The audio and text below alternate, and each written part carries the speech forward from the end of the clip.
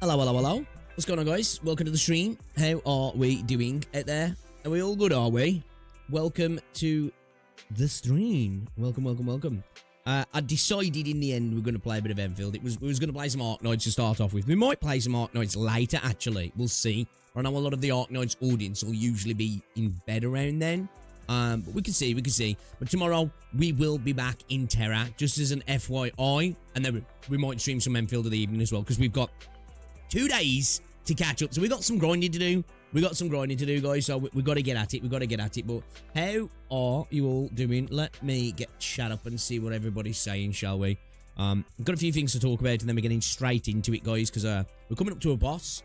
I need to level my characters a little bit, and I think today, once we've got past the boss, I think we might start to do a little bit of team building, because I am kind of using one of the considered the lesser teams in the game because of my electric team. I do want to try the physical, vulnerable, lift, crush kind of team as well. So we're gonna have a play around with that. I also want to get Avi Wemmer as well at some point. So hopefully we can get lucky in some gacha pulls.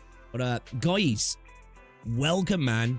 How is the day treating you? Here we go. Chat. Yo, Dagger, welcome to the stream. I don't know what your name is, dude. I don't know what you're saying, but welcome to the stream. Kathy, Casual, how's it going, buddy? You got 11 inches of snow. Damn. Welcome to the stream, though, dude. Welcome. Minman, Rusanchu, welcome to the stream. Wook, welcome to the stream. Nyazri, welcome as well. How are we all doing? Ends, welcome to the stream. It is good to see you.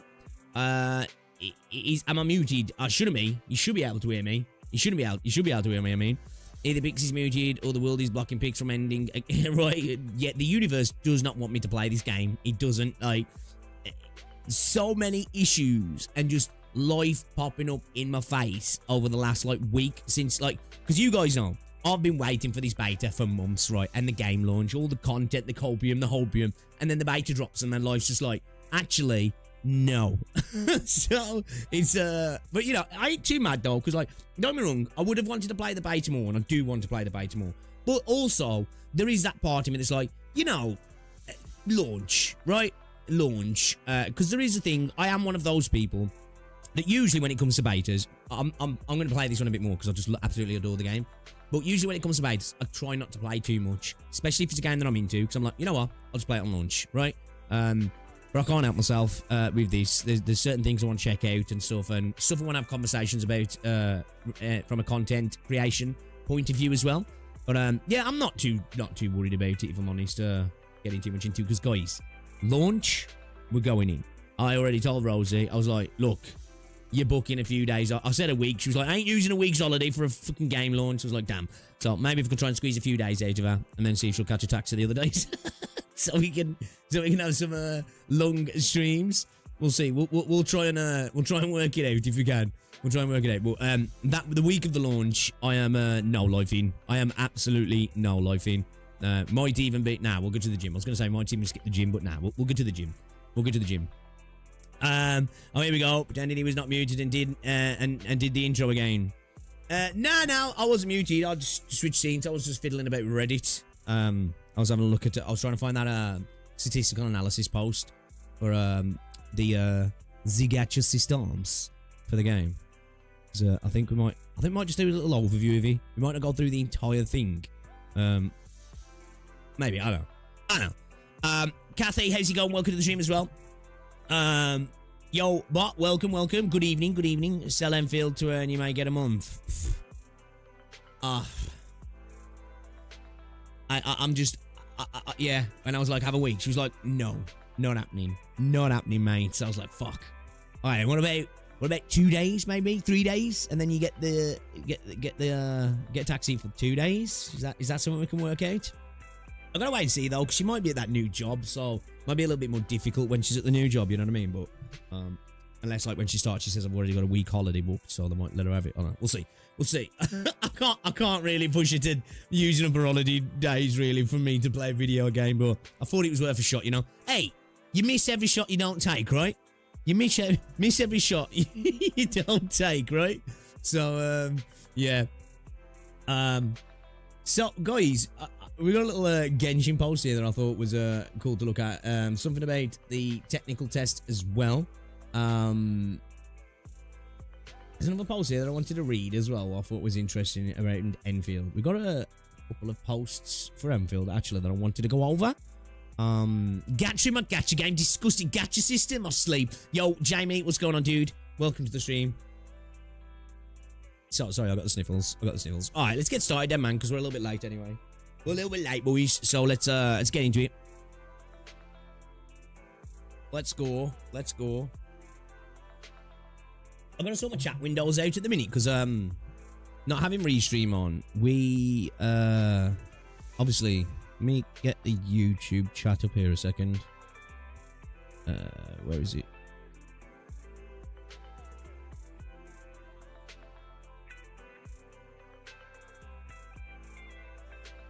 There we go. That'll do for now.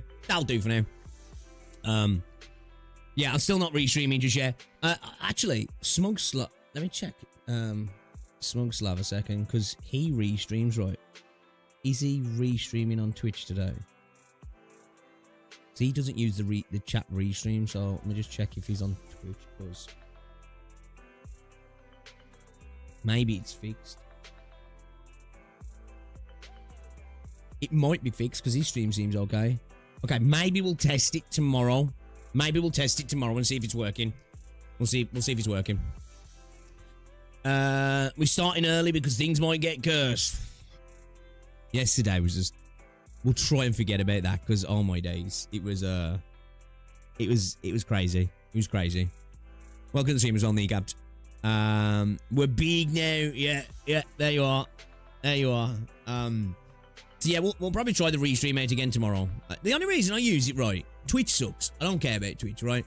But, like, you can download video streams direct from YouTube, which I didn't know about until Renegade said. That must be sort of newish. But you still have to download the entire stream, which is like, I have to download the entire stream, waste the space, I have to cut it up and then edit it from there. Whereas with Twitch, I can just go to the producer, the video producer side of things, and then look at the entire stream and just cut a bit out and highlight it, and then I'll just download the highlight, so it just saves all of that excess video getting downloaded to my PC.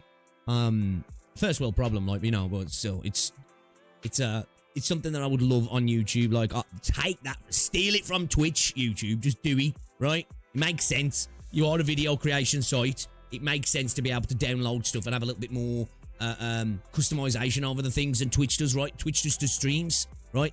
Give me more options to access stuff from my dashboard on YouTube. I don't know why that's not a thing just yet. Unless it is and I don't know about it. But I'm pretty sure it's not.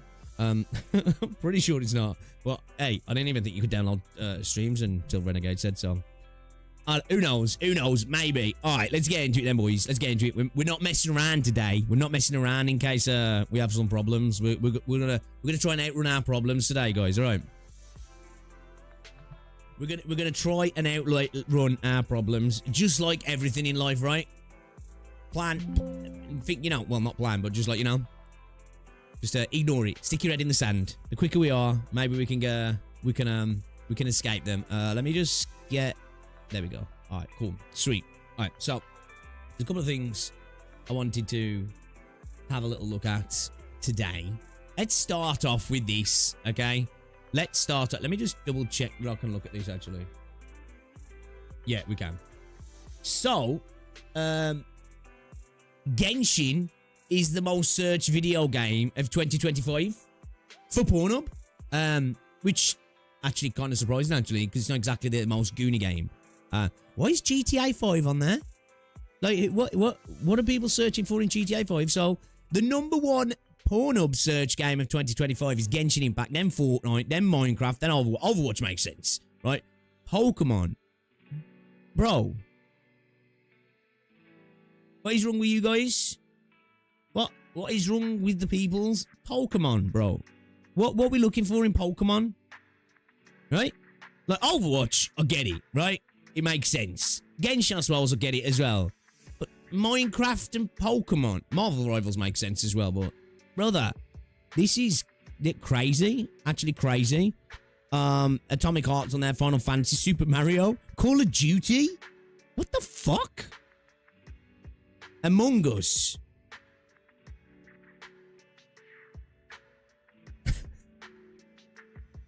Alright. Okay. Okay.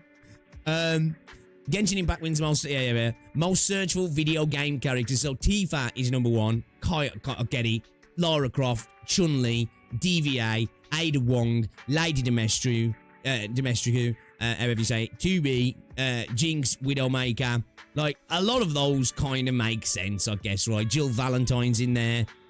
Slime from Genshin Impact.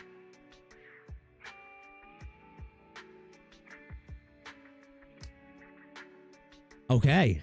Alright. Didn't expect that on there. Slime is above Raiden Shogun. How... How is Slime above Raiden Shogun, bro? What the fuck? Actually crazy. Above Cammy. That's insane, dude. Actually insane. So yeah, like, character-wise, a lot of these characters, I get it, right? You know, like, you know, Tifa's hot, Lara Croft's hot, Chun-Li's hot, DVA's hot, Ada Wong's hot, you know, Widowmaker, all these characters, right? Slime from Genshin Impact, just sliding in there like we wouldn't notice. Above Raiden Shogun as well, which is actually crazy. So yeah, it seems like the Genshin community are the biggest gooners, right? I thought Zenless would be up here or something, but looks like Genshin's the biggest gooners. And Tifa enjoys as well. So yeah, there you go. Alright, cool. Just thought I'd mention that, because it's gacha. It's degenerate. Why not, right? Why not? Alright, moving on. The Endfield PS5 technical test is now available for download, guys. So if you got into the PlayStation 5 Endfield technical test, it starts in 2 days. So you can actually download the game now if you were lucky enough to get access to that. Remember, when this drops on the 12th as well, we're going to get 2 events for the game. What we believe is a challenge potential combat event, I'm expecting, and the other is a photo event. We'll ignore that. We'll ignore that. It doesn't look like you get pulls from the combat event or the challenge event, but you do from the photo event, which I know a lot of people are not happy about, but I want to make a video entirely talking about that specific part of the game, because, you know, Endfield does a little, I mean, Arknights is a little bit different to a lot of games, but I really want to talk about that, and my, I guess, my idea of a philosophical game design kind of conversation around that stuff, even though I'm not a game dev, but what I think about it as just a player. I do want to make a specific video talking about that regarding endgame and events and pool currency and all that sort of stuff, because I think it's interesting, so we'll talk about it. But yeah, if you want to download the PS5 technical test that you got into, it is ready right now, guys. So yeah, check your emails if you signed up for it, because yeah, I was surprised when I got the email. So yeah, maybe they're sending out stealth emails, guys. So if you signed up, check your emails, check your spam folders, check your inbox, have a look, see if it's there. I don't think it'll be like the PC mobile test, but I don't know. So check the website as well, because I didn't receive an email for the Endfield beta, but when I went to the website, you know, when you can click check your eligibility, it said I got it then, and then I got an email after the fact. So I don't know if it's similar to that. It looked like it was a whole different sign-up, so it might not be. But double check anyway. Check the website and check your emails as well to see if you got in. Because last time it was quite close to the test for us on a PC and mobile as well. So maybe they left it a little bit late for you guys over on console as well. So yeah, definitely check that out if you signed up for it, because you can download it right now. Shall we shall we move on to this one then, guys? Shall we move on to this one? We've got a couple of things to talk about. But yeah, before we go into this one, this hot take, we've got 2 hot takes here. We've got 2 hot takes apparently. We've got a question about a hot take, and I think a hot take, and then we got a hot take. Let me just double check what this is first. Okay. Oh, okay. Oh, do you know what? So we could maybe look at this one in a second, because this is a response to this one. Actually, they even say this is a response to this one, so I think maybe we'll check that out. Should we check the initial post out first before we check out the actual second post then? Yeah. Hold on a second. I've lost chat. I've got chat. It's back, chat. You're back, chat. What's going on with YouTube? All right, there we go. You're back. All right, I got you. Okay. All right. Let's have a look at this one then. Let me turn off the tunes for this one. As I say, we've got the response here. and we've got the initial poll. So let's have a look at the initial poll, and then we'll have a look at this person's response, and then we'll add what we can add, and you guys can add what you guys can add as well, and we'll have a conversation about it then. So, okay, this is in r/Endfield. What is your hot take about Endfield so far? Okay, then. To preface, I love the Arknights IP. I've followed the story for years and mostly played during breaks at work. Endfield, in and of itself, is a beautiful piece of art. A big agree. The visual design, the characterization, the striking 3D models, seriously top tier. I agree. That's literally the title of my stream today. I think they are probably the best looking characters, 3D characters in the gacha space, in my opinion. Probably with like Wiwa and Zenless close behind, but I think they're just pippy. I think in terms of fidelity, design, detail, and then I just think as well the character, the animation of the faces, they just feel a bit more alive to me. The story and the banging music, all of it shooting for something new by combining things from different genres. Now, in regards to the music, maybe this is my hot take. Hypergryph do some good music. We all know from Arknights, right? The intro menu music is such a banger. It's iconic already, right, for me. And there is some good music within the game, but so far, actually in the game, while playing it, there's not been anything that stands out just yet for me. Now, that doesn't mean they're bad, but like, you know, when you with Arknights and you start listening to EPs, by the time you've probably listened to 10, there's probably like at least 5 or 6 at least that you're like, whoa, okay, shit, that's good. So far, yet, and again, I haven't gone as far as I could, there hasn't been anything that really hits where I'm like, ooh, that needs to go in a playlist somewhere, right? Obviously, a lot of it is just BGM music at the minute. We haven't really got any EPs and stuff like that, so that might change. And obviously, MSR stuff's going to be coming, so we'll have to wait on that. But yeah, so far, nothing's really blown me away. But there is some nice pieces of music and BGM in the game as well. So I'm not like saying it's bad, but just it's not got to Arknights levels yet for me quite yet. Apart from the menu music, that just slaps. I don't care what anybody says. It's so fucking awesome. So all of it shooting for something new by combining things from different genres. Yeah, fair. You can tell it's been made with a lot of care, definitely. And a lot of time and money, of course. Yeah, this is one thing I've said about this game. Detail, detail, detail. Like, I don't care what anybody says. This game has passion in it, right? And that's one thing I'm happy about, because if you played Arknights and you've experienced the old Arknights ecosystem, if you will, there's passion throughout it, right? It's like it's woven throughout the IPs in it, which is a really good thing to see that that's kind of transferred over. That said, here we go. My hot take is that I would have felt way better without gacha. Oh, hot take. Hot take. It's not really a hot take, is it? Come on. A gacha game might actually be better without gacha. Damn, bro. Don't come all at me at once. It's not a hot take. A lot of people are saying this nowadays, right? But I think we've also got to accept a lot of these games just would not survive, would not be profitable, and we wouldn't be where we are now with Endfield without previous titles having gacha, such as Arknights. It's just most games aren't feasible. I know people keep talking about it, and then they offer up options for other games and be like, well, look at this game.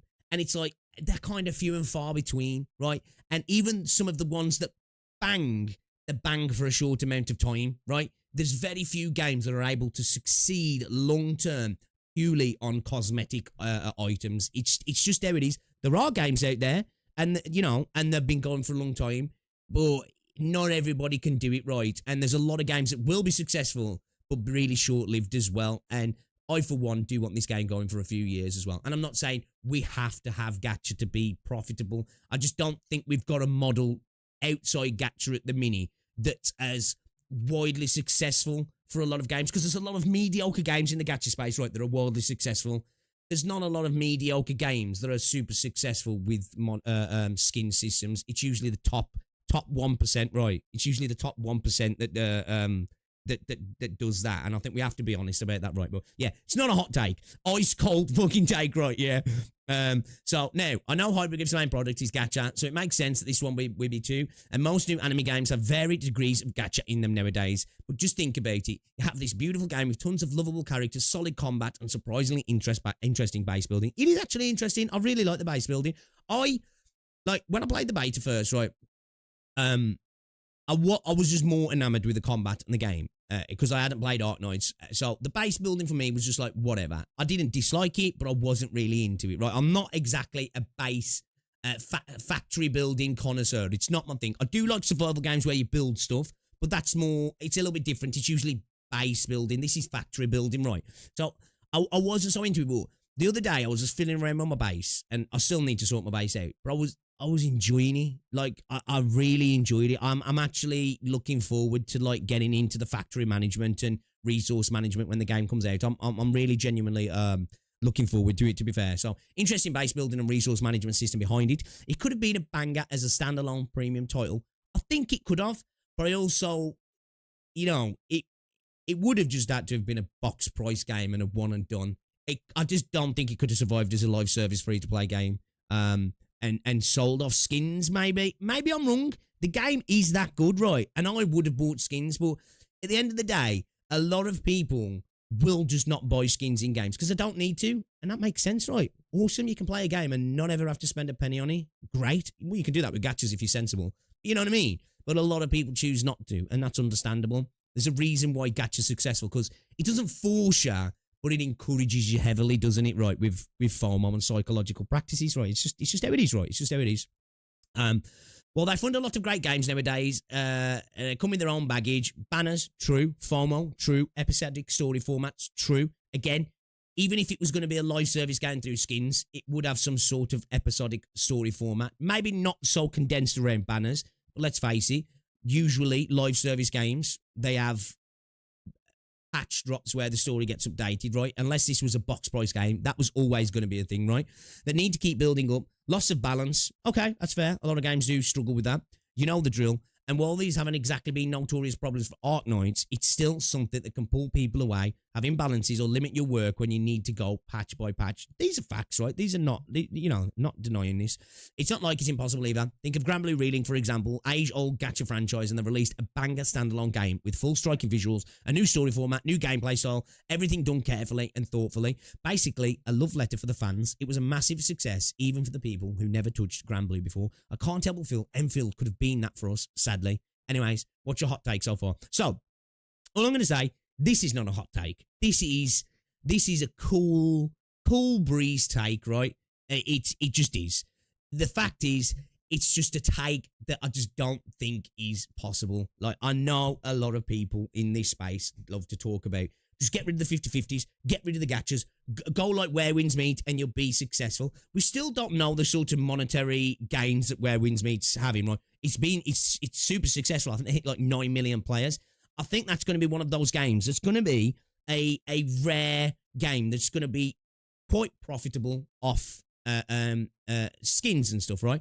But how long term is it going to be for Where Winds Meet? That's a question. We'll have to wait and see, right? You know, we've saw DNA do it.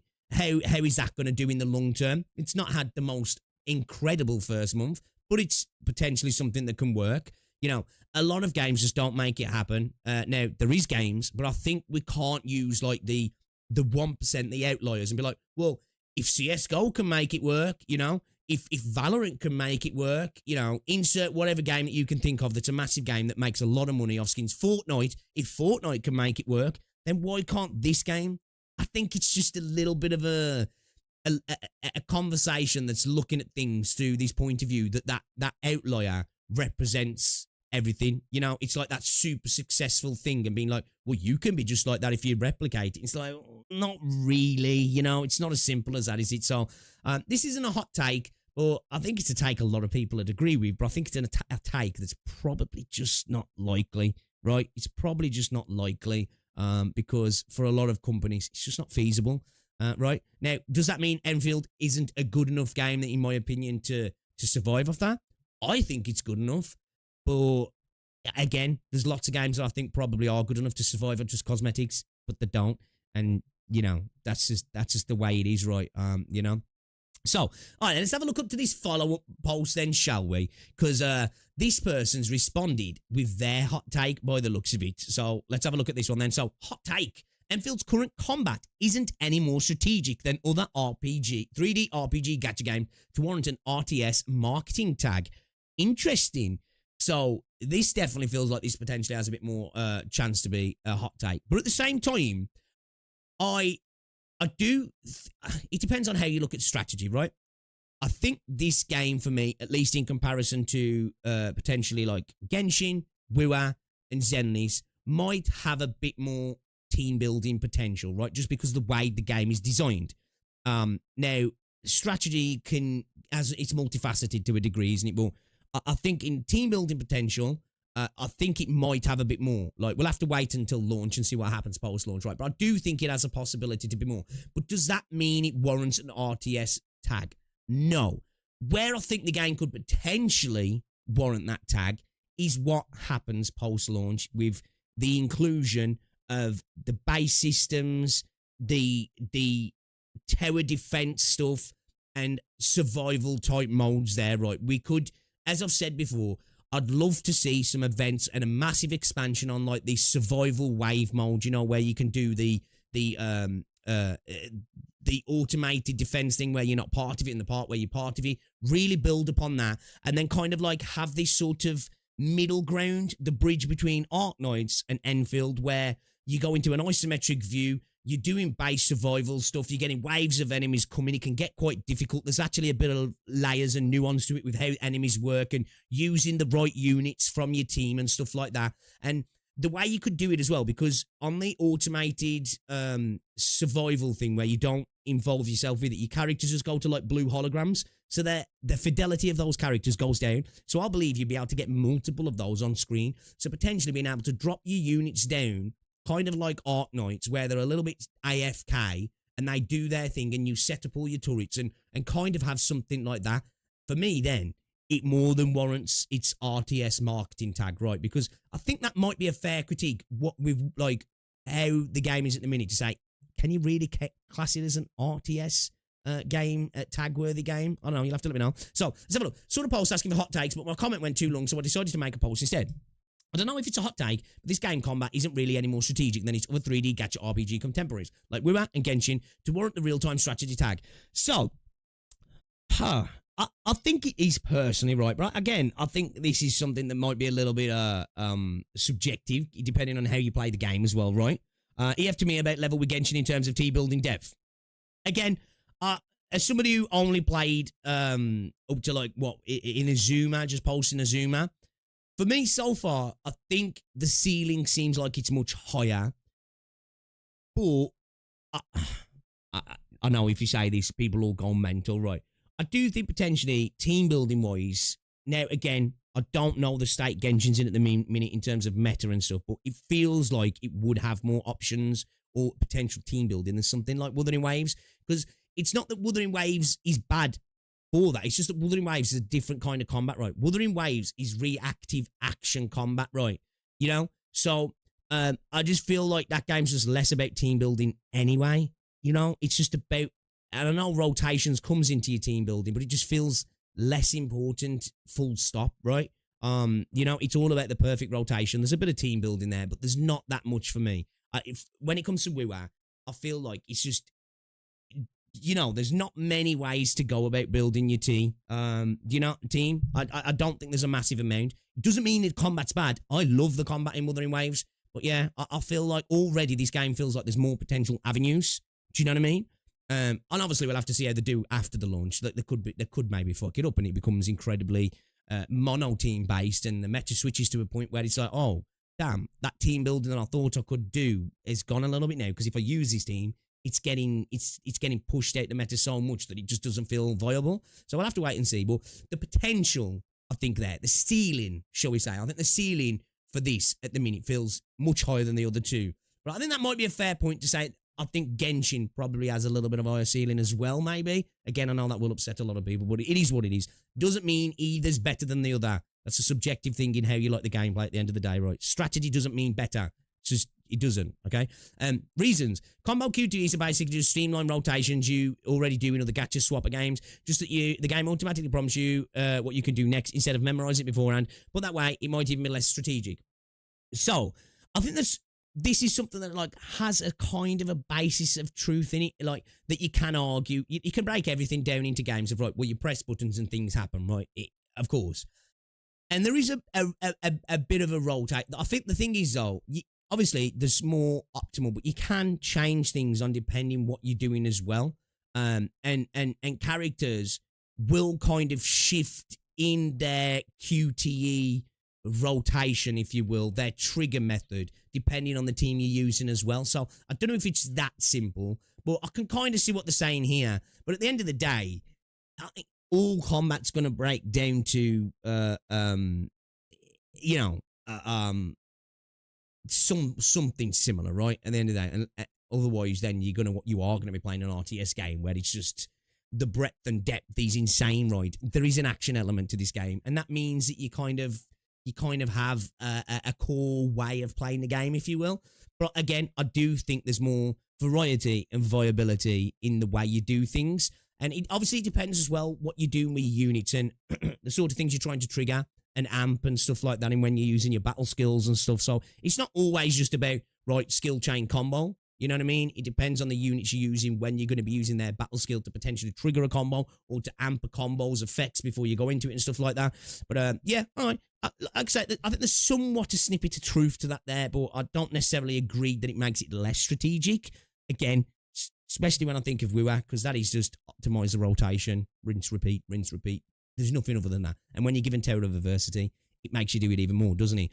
So you're casting other character skills without swapping, but that's not really much different from swapping in and back for 2 seconds. Again,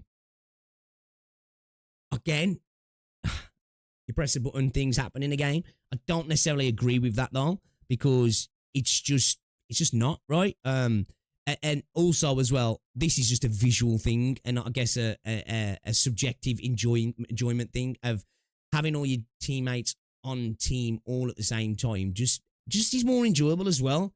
Do you know what I mean? And I know this is not what they're saying here, but I like that, because one of the worst things about games like WoW and rotation-based games, right, is a new character might come out, right, and you're like, fuck, that character's cool, and they do something that's really good as well, but their field time's so small that, like, you get this cool new shiny toy, and you get the weapon, and you're like, oh, this is awesome, and they do a good job, but you don't use them that much. You know what I mean? So you find yourself specifically switching to that character when you're roaming around doing things, just to have the character on screen. You know what I mean? Just to have the character on screen. But yeah. So you're still planning your team comp synergy in a closely similar way. I disagree with that. Synergy, of course, but again, as I say, in games, you press button, things happen. Of course, synergy is important, but I don't think it's in a similar way, personally. I think it's definitely different to Wuthering Waves, like, in my opinion. At least in my opinion. I think it's quite vastly different, right? I think Endfield is much more different to WoW than WoW is to Genshin. And I know Genshin has a totally different combat system. They're all different combat systems, but I do think this game separates itself enough, in my opinion. You're still playing with elemental reactions, which is actually simplified compared to Genshin's element system. And that's probably fair, right? That is probably fair. I think it is a little bit more simplified than the element system within Genshin, right? Again, it's been a long time since I played Genshin. I don't know what the game's in, what sort of state it's in now. I'm not that person that sits and watches Genshin all the time just to hate on it, so I'm not too sure. So you guys can correct me there. But I think that might be a fair take, right? Like, the way this game differs is the element system itself, in terms of the reactions, if you will, the inflictions, is pretty simple, but it's the extra things you can do around the element systems, right? Do you know what I mean?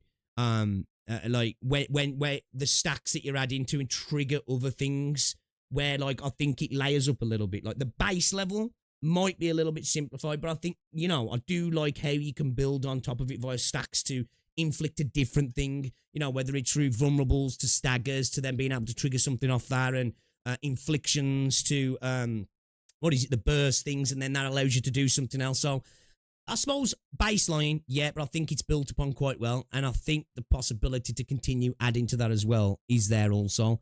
So yeah, again, a lot of these takes, I feel like, kind of see where they're coming from, but I don't know if I agree the exact conclusion, if that makes sense.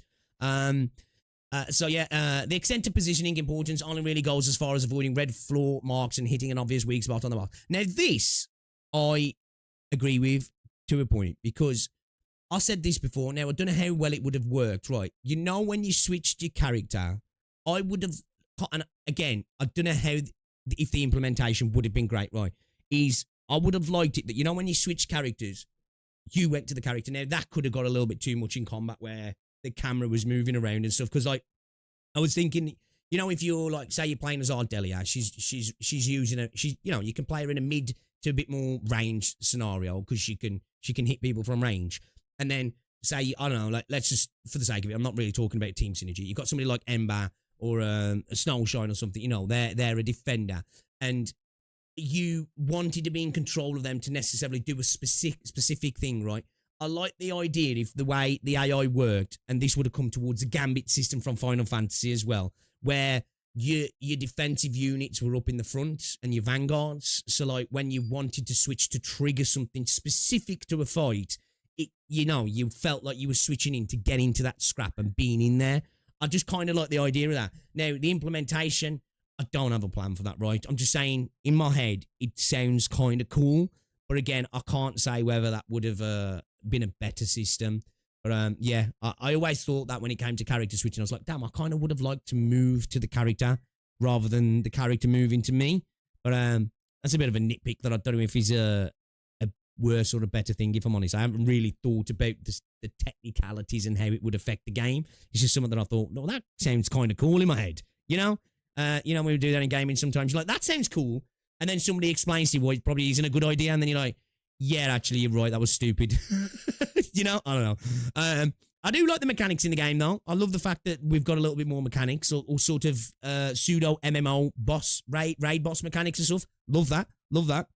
Your teammates don't really do much on the field other than wet noodle auto attacks. Again, this is where I will be continuously, consistently, and avorously pushing for Hypergryph to add in a gambit system into this game. Anybody who's played Final Fantasy 12, you know what I'm talking about, right? The gambit system in Final Fantasy 12, and I know people go, well, they're just copying Final Fantasy 12. I don't give a fuck, right? It is perfect for this game. And in a sense, we've kind of got an incredibly simplified one-trick pony version of it, right? And that's through your health items. You know, when you've got your health items in the game and they trigger off a certain thing, you know, when your health goes to a certain point or something like that and the character will use them. That's kind of a really super simplistic one-trick version, basic version of a gambit system, right? Where in the gambit system, you'd have your character you're playing, and the combat kind of is a little bit like how it is in Endfield, really. Different, but a little bit similar, where you would set up your gambits, right? And you could set your team to be a bit more aggressive. You could have it so a particular character would attack the highest defense enemy that you're facing, the highest HP, the highest attack. Character set up to specifically be spamming heals at certain amount of times, right? Whether it's a 70% to health, 50%, whatever. So they're a little bit more conservative or a little bit more aggressive. To be defensive, to be aggressive, you could really control. And then they could have it so with each squad, you could potentially have presets so you could save. So you've got a gambit preset system, right? To deal with singular big bosses, mobs, waves, you know, whatever effect the enemies are having on you. You know, shit, I'm going to need a lot of defensive action here. I need to be super aggressive. We need a lot of area denial type stuff. And, you know, just, I think it would be super cool. And I think it really would advance the way your characters play off you as AI. But yeah, I don't know if that'll ever happen, if I'm honest. Gambit system is patented by Square Enix. Is that true? I don't know. I wouldn't be surprised if it isn't, though, right? Because it's a fucking awesome system. Like, I love that in Final Fantasy 12. So, if it is patented, then I guess then we'll have to forget about that. But still, I'm going to scream from the rooftops. Please add it. We'll have to look that up then. Because if it is patented, that sucks, man. Maybe they can tweak it just enough that they don't get sued. You know, you don't really get into influence how your teammates move on the field. Yeah, that's fair. That's fair. That's kind of how it is with these sort of games, unless you are bringing it back to like, you know, having keys where it's like, go over there, you know, defend this position, defend that position, you know. So, all right, the combat looks more complex and busier on the surface, but in practice, it really isn't much different from those other games. This isn't to say Enfield's combat is bad. In fact, feels good to even just watch combos get triggered and watch the camera pan to your teammate. This is what I was saying earlier. Even though I think it's got more depth potential than Genshin and Wuwa, doesn't mean it's better, right? Sometimes people think, well, depth is better. Not true, right? Not true. It's just for a game that's marketed to have strategic elements and even have sponsored streamers and YouTubers outright say it's 3D real-time strategy RPG. The thing is, it does say that, so, you can't blame YouTubers for that. And I assume many others had expected there to be more mechanical and strategic depth in it. If they really want the strategic aspects to stand out, they should really make much better use of the fielded teammates. Make your members' positions matter. Make them hold their positions, draw aggro, have skills that place buffs, safe zones, etc. And of course, design enemy encounters that would actually necessitate or at least incentivize deeper strategic play. Now, I don't disagree with this here, right? I honestly don't. And I don't know how this would resonate with the greater community. But I honestly don't disagree with this. And all of this here, what he's just described, once again, could be facilitated through a Gambit system or a Gambit-like system or a Gambit-adjacent system, right?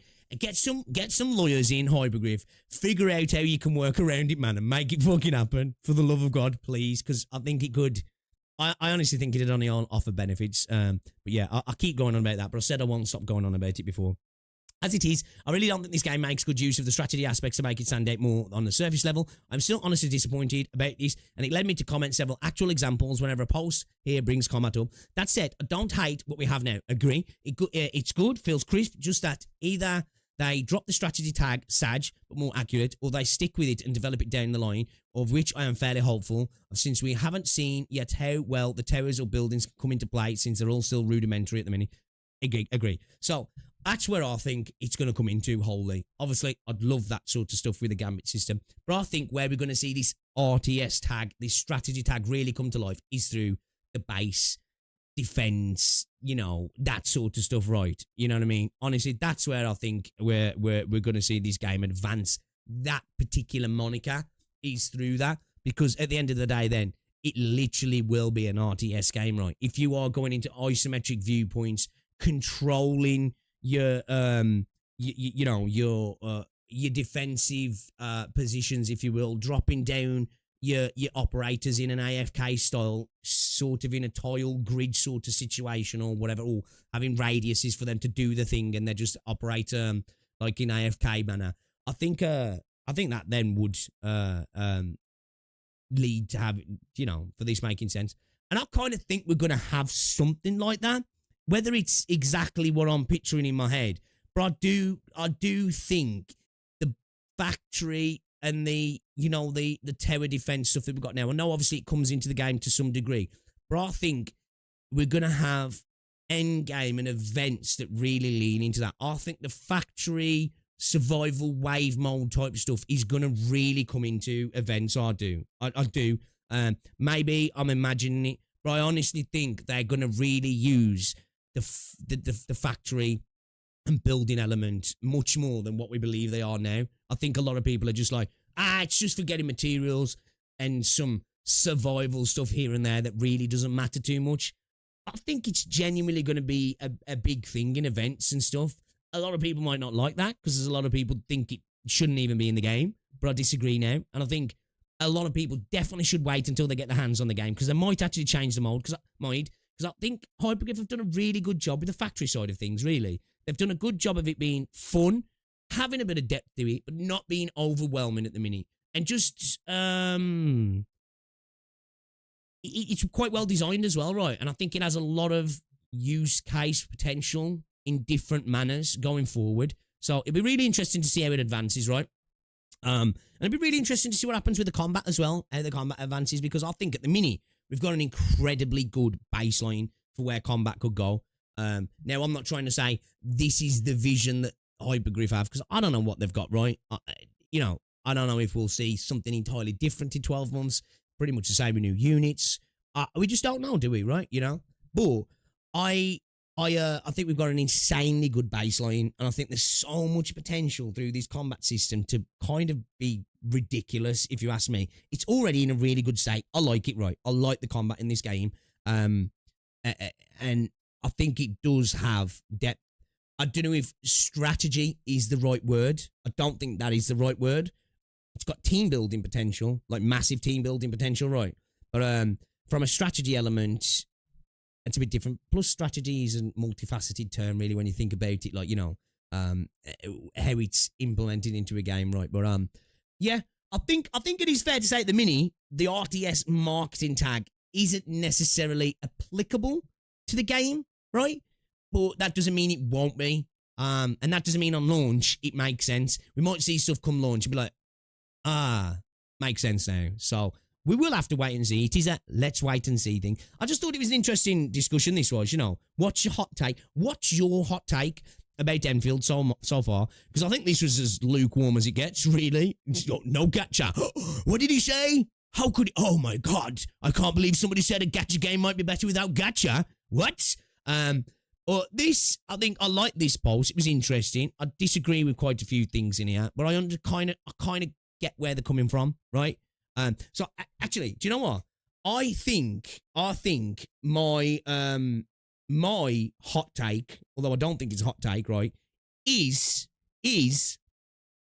somehow get Square to either sell you the patent to the Gambit system or get some good lawyers in to work around it and get us a Gambit-like system, please. Because I think that would be good for the game. That's my hot take. That's my 2 cents. If you make it happen as well, cut me a check. I'd appreciate that. Thank you. But yeah, there you go, hi Mal. That's my addition to the game. All right. I'm not only funding Enfield, I'm developing Enfield now. All right. All right. All right. What you guys say, man? I mean, you bros back again into the weird what's it Genshin stuff. You reckon it's a bot, do you? Yeah, it probably is actually because they're spamming the same shit as before. Probably is, right? Probably is. Just give him a botty timeout. We don't usually do it, but if it's a bot, we'll give it a. I don't mind if it's a person spamming a little bit. Annoying, but if it's a bot, we'll time it out. Genshin reactions are the depth, application gauge, theory, application order. It's all important. Yeah, I wouldn't deny that. If I remember correctly, there's a unit gauges in Genshin too, but just not as apparent. I hope the AI has a stance option for us to choose, like aggressive defensive mix. Yeah, again, not to keep banging on about the Gambit system. It's all kind of built into it, though. It's all kind of built into it, right? With a lot more customization on top.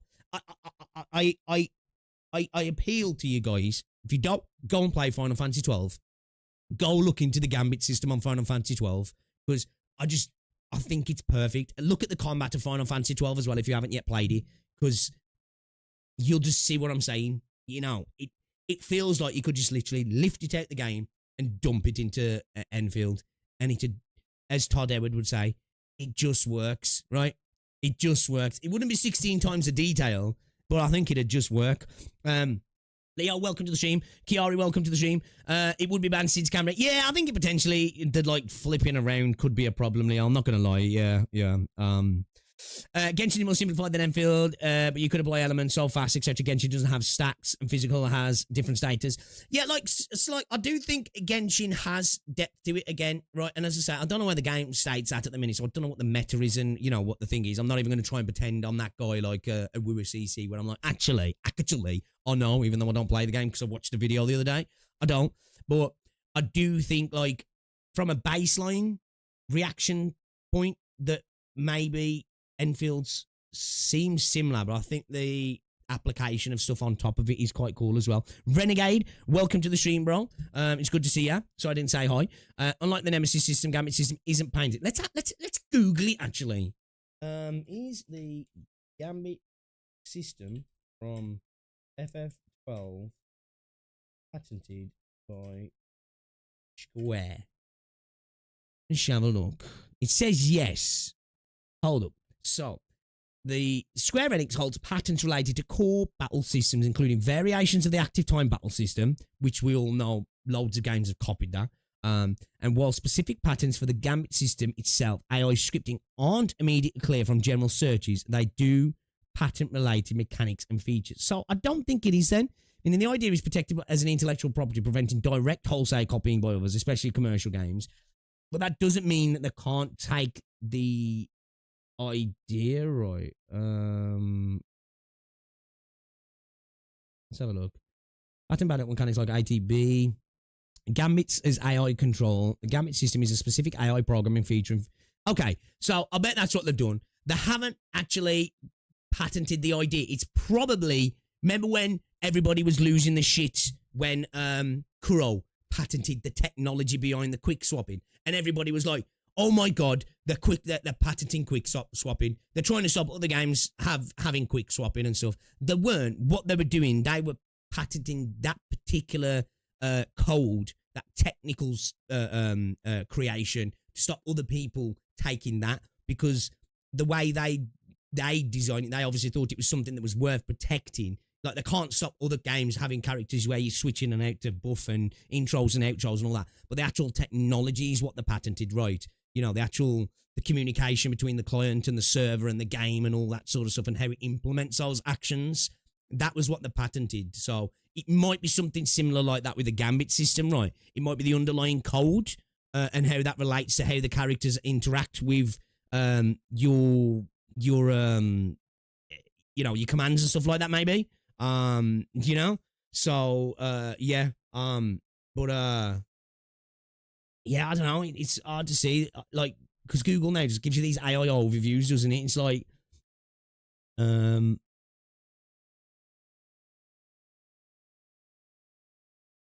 they filed a patent application to the ATB system on July 16th, 1991. But we've seen other games do the ATB system, right?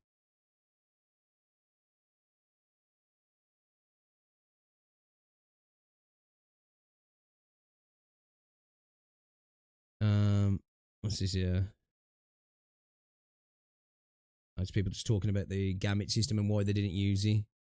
Yeah, man, I think the Gambit system would be perfect. I might actually do a video about that and actually go get some footage, talk about the Gambit system and how I think something similar could really work in Endfield. Because I know a lot of people won't agree with me, right? And be like, oh, because I know people hate sometimes when you talk about video games and talk about cool things that'll be added into a game.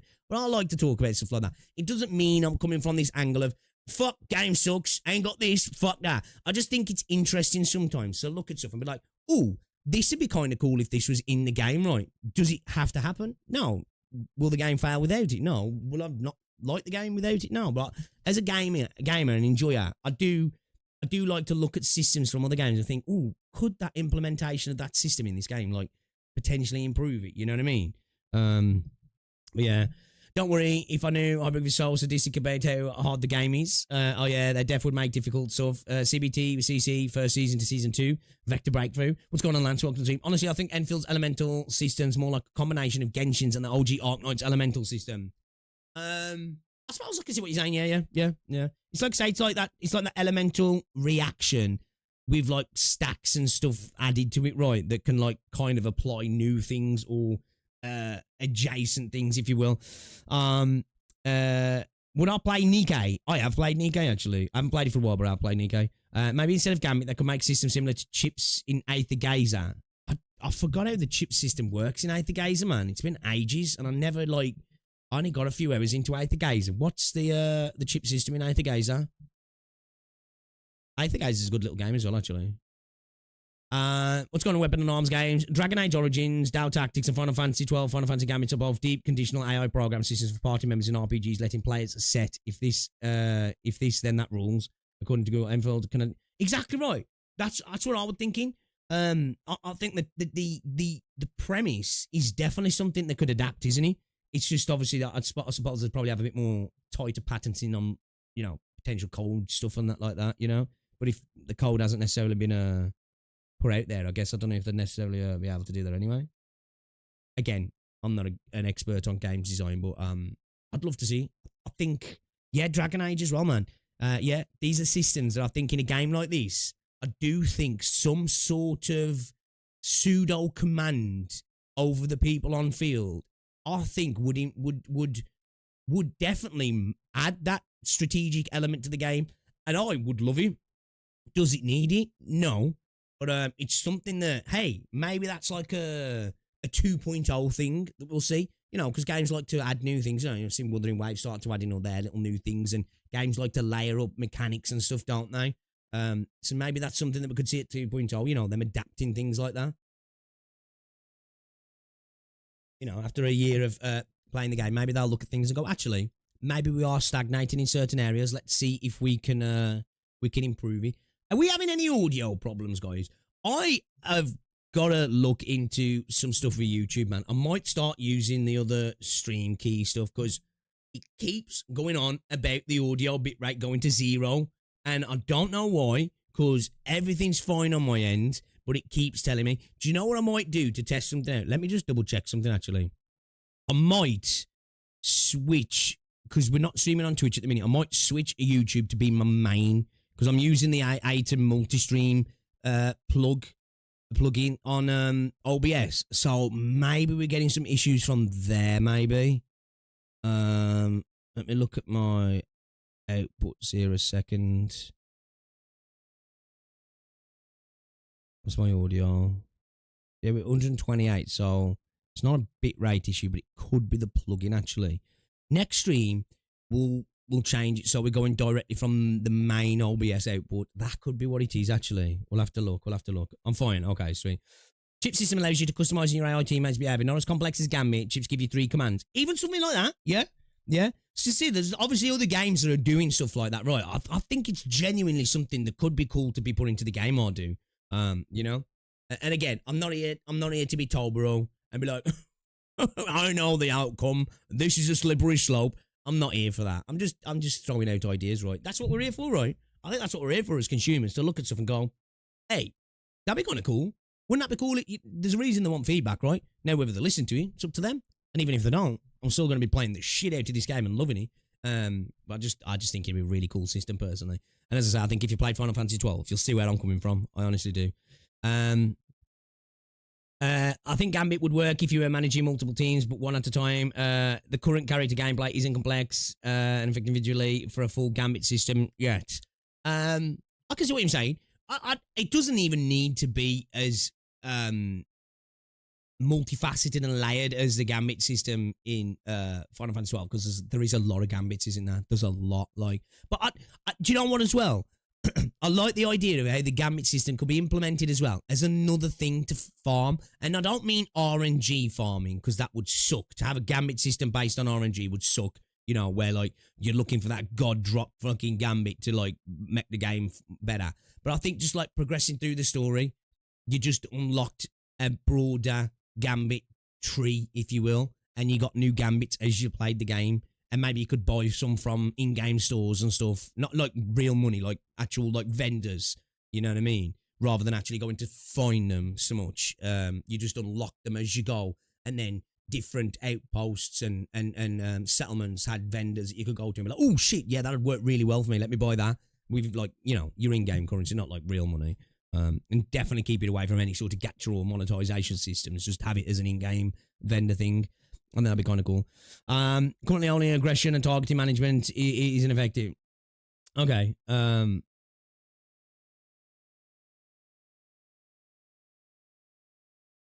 yeah, like even something like that chip system, yeah. Chip's more better system for Endfield, I think, letting you give specific commands like target priority or skill usage. You can do that in the Gambit system, really. You can have it like target priority, like based on stats such as like you know, freaking you know, like have a character attack the enemy with the highest defense or the highest attack or the highest HP and stuff like that, you know what I mean? Because then you could have like DPS units going hard on the big guys, like, you know, where you could have other units maybe mopping up the other characters while you concentrate on supporting another unit and doing something else. I do think it really would help.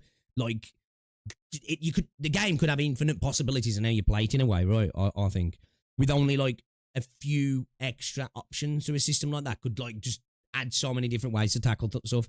That add Gambit's third banner that worked like a weapon banners in other gachas. Don't know. Yeah, that'd be fucking bad. That'd be bad. Definitely giving him that idea. All right, let's have a quick shoot through these then, guys. We're gonna have a little gloss over it. We're not gonna go through the whole thing because there's a lot of information here, right? But I think it's worth just having a little gander at, because obviously there's been lots of conversations around the gacha system. We're not going into the gacha system again, which is better, which is worse, all that sort of stuff. But I suppose we are, because this is what we're doing. But like, we're looking at objective information here rather than subjective opinions around the gacha system. But my subjective opinion, what I believed from the get-go, was that I thought Endfield was going to give you more characters in less pools and more weapons in less pools. But if pity was important, you know, then that was more important for you, right? You know, if you needed the safety net of pity, even though it's a bit of a fake safety net, it's psychologically tricking you into it to spend more because you've got that safety net. Then something like Wuthering Waves is probably better, especially considering it's got the weapon guarantee. So this TLDR on these kind of backs up what I said. So we'll read that, and then we'll go through some of the other stuff as well, okay? Because somebody, I don't know if it's in this one, Moose on Caffeine was talking about it as well, where I think in 100,000 pulls, you will end up with, don't quote me now, about 7,500, 8,000 6-stars more than you would 5 stars in WoW and Genshin. And the weapons I can't remember. And that's because obviously the 240 spark system's a big factor of that as well when you're doing those many pulls. So you have to take that into account as well. But yeah, so let's have a look at the too long don't read of the statistical analysis of Endfield and other gacha systems. So, best for characters, Arknights Endfield. As I said, I think that's kind of obvious when you look at raw pull numbers. It just takes less, right? It is a safety net that stops you from being extremely unlucky. Best for weapons, Arknights Endfield. It gives you tons of extra high-value items while chasing the main one. That's the thing as well. There's less of the crap in the banners as well in this game. I like it when games keep characters in character banners and weapons in weapon banners so you aren't just getting spooked by trash, right? Now, safest option for weapons is Wuthering Waves because that makes sense. You've got a guaranteed banner, right? You know, it has a weapon banner, it's 100% guaranteed. No gambling on a coin flip, so that is a good thing, right? But the run-up to that weapon, usually in Wuthering Waves, is a lot of hot garbage, right? A lot of hot garbage, you know what I mean? It's just how it is, right? It's a payoff. Guarantee, a lot of crap, you know? With Endfield, a lot more usable items, but, you know, you're losing that safety net, if you will, I guess. Baseline CZZ, it's not really expensive nor cheap. Most expensive Genshin Impact and Honkai Star Rail, you need more pulls on average than the others. So, according to the statistics, and I think that's not something that, I don't think that's like a surprise, really, right? Because the rates are a little bit higher in WoW as well. It takes 10 less pulls to get a character, and you got a weapon guarantee. So, it's just you're going to get stuff faster on average, aren't you, really? So, it makes sense. But, again, I do want to add this, because I always add this, because I think it's the most important thing to gacha games. None of this fucking matters if the pull economy is shit. And at the moment, the pull economy is not great. So, I just want to add that in there as well, right? So, let's have a little read through some stuff. We're not going to go through everything because there's a lot of, look, guys, there's a lot of stuff here. But let's try and touch on stuff that looks important, okay? So, let's have a look at this. Let's add this edit in here because this is somebody coming up with a correction. I just found out that my 3 5-star weapon pull assumption for Genshin's epitomized path system is wrong, which means the Genshin weapon pulls are calculated incorrectly, and Genshin should be just a bit below HSR because of the slight rate difference, 0.8 to 0.7, and not by a lot as before. So it's a bit closer. So I think he was having a bit of a gap, but it's a lot closer now. It also means Genshin's collateral value goes down a bit, boys, a bit, since you potentially only get 2 weapons instead of 3. I will change everything tomorrow since it's quite late here right now, and I would like to apologise again for this mistake. You guys probably can't hear me, but I can hear my parrot whistling in the background, and usually it does my head in, but I'm loving it at the minute, because if you guys didn't know, the last couple of weeks he hasn't been very well, and he's a warrior, man. He seems like he's come round now, and he's been on his antibiotics, and he's looking good. And when I start recording videos and talking, he starts whistling away. So I'm happy to hear it, actually. So you probably can't hear it, but I just wanted to say that. Hello, everybody. Recently, as we all know, a massive surge of questions regarding the gacha and how free-to-play friendly it is has popped up from both base Arknights players and players from other gacha games interested in Arknights Endfield. Most of the times, the same question has been repeated, and justifiably, people are tired of answering the same thing over and over again. So he thought he'd break down the stats. Because even still to this day, there is people parroting this idea that it is the worst gacha system of all time, which I think is silly in itself, but let's have a look then. So, first quick summary of Enfield's system. We know the base are 6-star drop rate 0.8%, hard period 80 for a guaranteed 6-star. That's a 50-50. Soft 50 ramp up at 66 pull, so it's 65. I think it goes up 5%, yeah. Adds 5% to the drop rate for every pull, 66 to 80. So, the rate's fine. I know a lot of people are like, the rates are trash, they should have won up to Wuthering Waves, but I think they're already doing that with the Spark system and the fact that within 120 pulls, you're guaranteed 2 6-stars. I think that's already an improvement. I think if they started ramping up the rates too much, and if we get rid of the Spark system, it's going to take at least 160 pulls to get your guarantee. They would have to do that, otherwise it would just be ridiculous. 50-50 mechanic, 0 to 80 pulls, 50% chance to get the featured 6-star. We know this. Lost pull remaining 50% includes standard 6-stars and previous 2 limited featured characters. The crossover thing we got now, we know that. Hard guarantee the spark, 120 pull, and we know that's going to be a one-time featured only. If it's attained before the 120, this guarantee is lost. It doesn't carry over. So if you get the character at 80 pulls, the spark's gone. You don't get it again at 120. You get it again at 240. So every 240 pulls from 0, you get a spark. So for Wales, it actually means they're going to probably get the characters much earlier on, unless they're just super lucky, because you're probably going to be winning 50-50s here and there in between those 240s as well. And the pities don't cross over. So if you get like a character right before your spark still counting on those ones, right? That spark is a separate thing, right? Correct me if I'm wrong on that, right? But I'm like 99% sure I'm right on that, right? Because when I was watching Kyo, he was getting lots of certain copies, and that pity for the spark was still carrying down every single time, right? So it's a separate pity altogether, isn't it? So the pity carrier, the 80 pull pity carrier carries over, the 120 doesn't, and that's the one thing right there, right? Listen to all the other stuff, and people see that worst system ever, which I just think's funny. You know, base 5-star 8% every 10 pulls, you know that. 4-star 91%. So you know, my luck so far is 1 every 10 pulls, and 9 of these fuckers, so I'm getting the worst possible luck.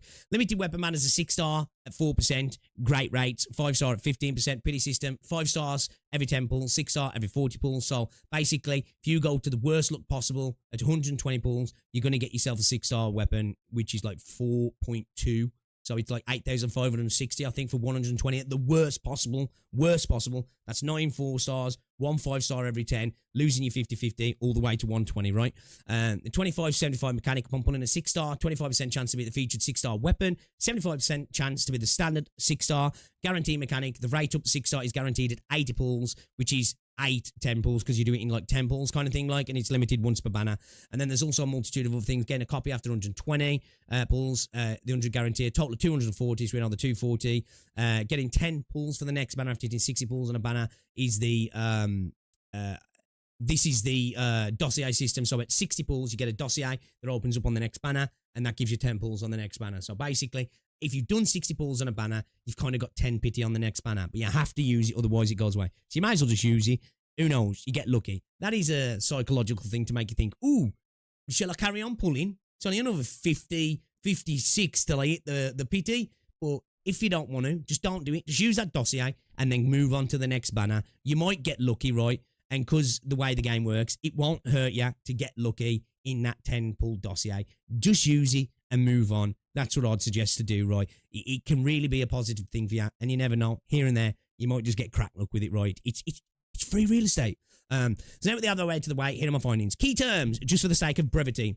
Paul, he's just going through the terminology here. We don't really need to listen to that, because we know what that is, right? We all know what a pull is, guarantees, a spark, featured max rarity, collateral, the extra stuff you get while chasing the main prize. High collateral means you get lots of other max rarity items along the way. Cost of gold, and of course, okay. So, the world for the experiment consists of around 20 million simulated sessions of pulling on the standard for base Arknights, limited for all character banners, and limited weapon banners for all except base Arknights. 20 million sessions, hear me, 20 million independent and independently distributed players pulling until they achieve the first copy of the featured rate-up limited character weapon. So the first rate-up character and the weapon. So your very first one, 50-50 losses are taken into consideration as well during your calculations.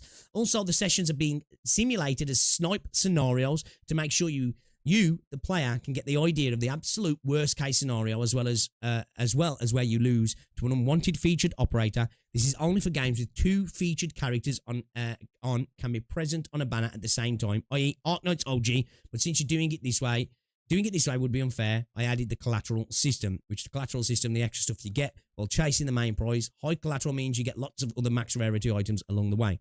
So, independent, each of the 20 million runs is a separate isolated event. The outcome of one run, e.g. user 1, has absolutely no influence on the outcome of another run, e.g. user 2.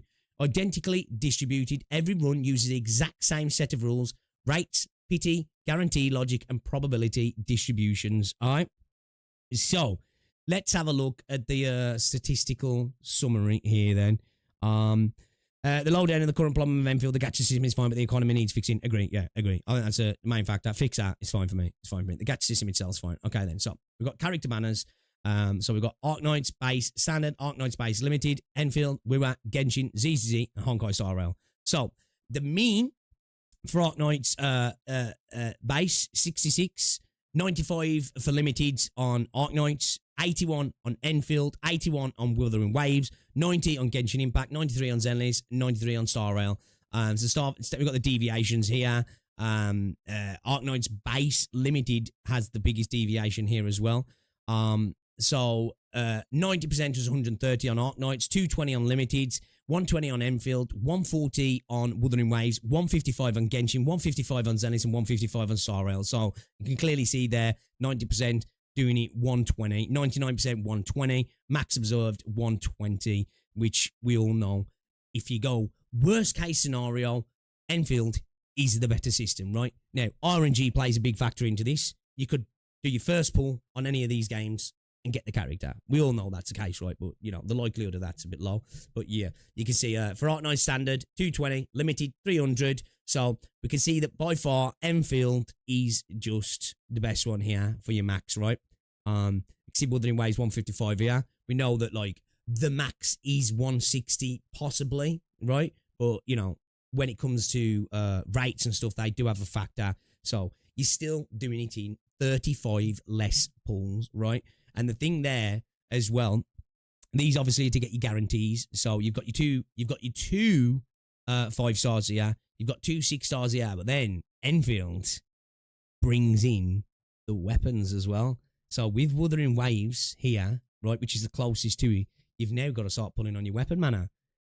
You've got to do the same with Enfield, but those 120 pulls now, right, your worst case scenario, your max, has guaranteed you a 6-star weapon on the banner for the weapons, you know? So that's the thing that has to be taken into account.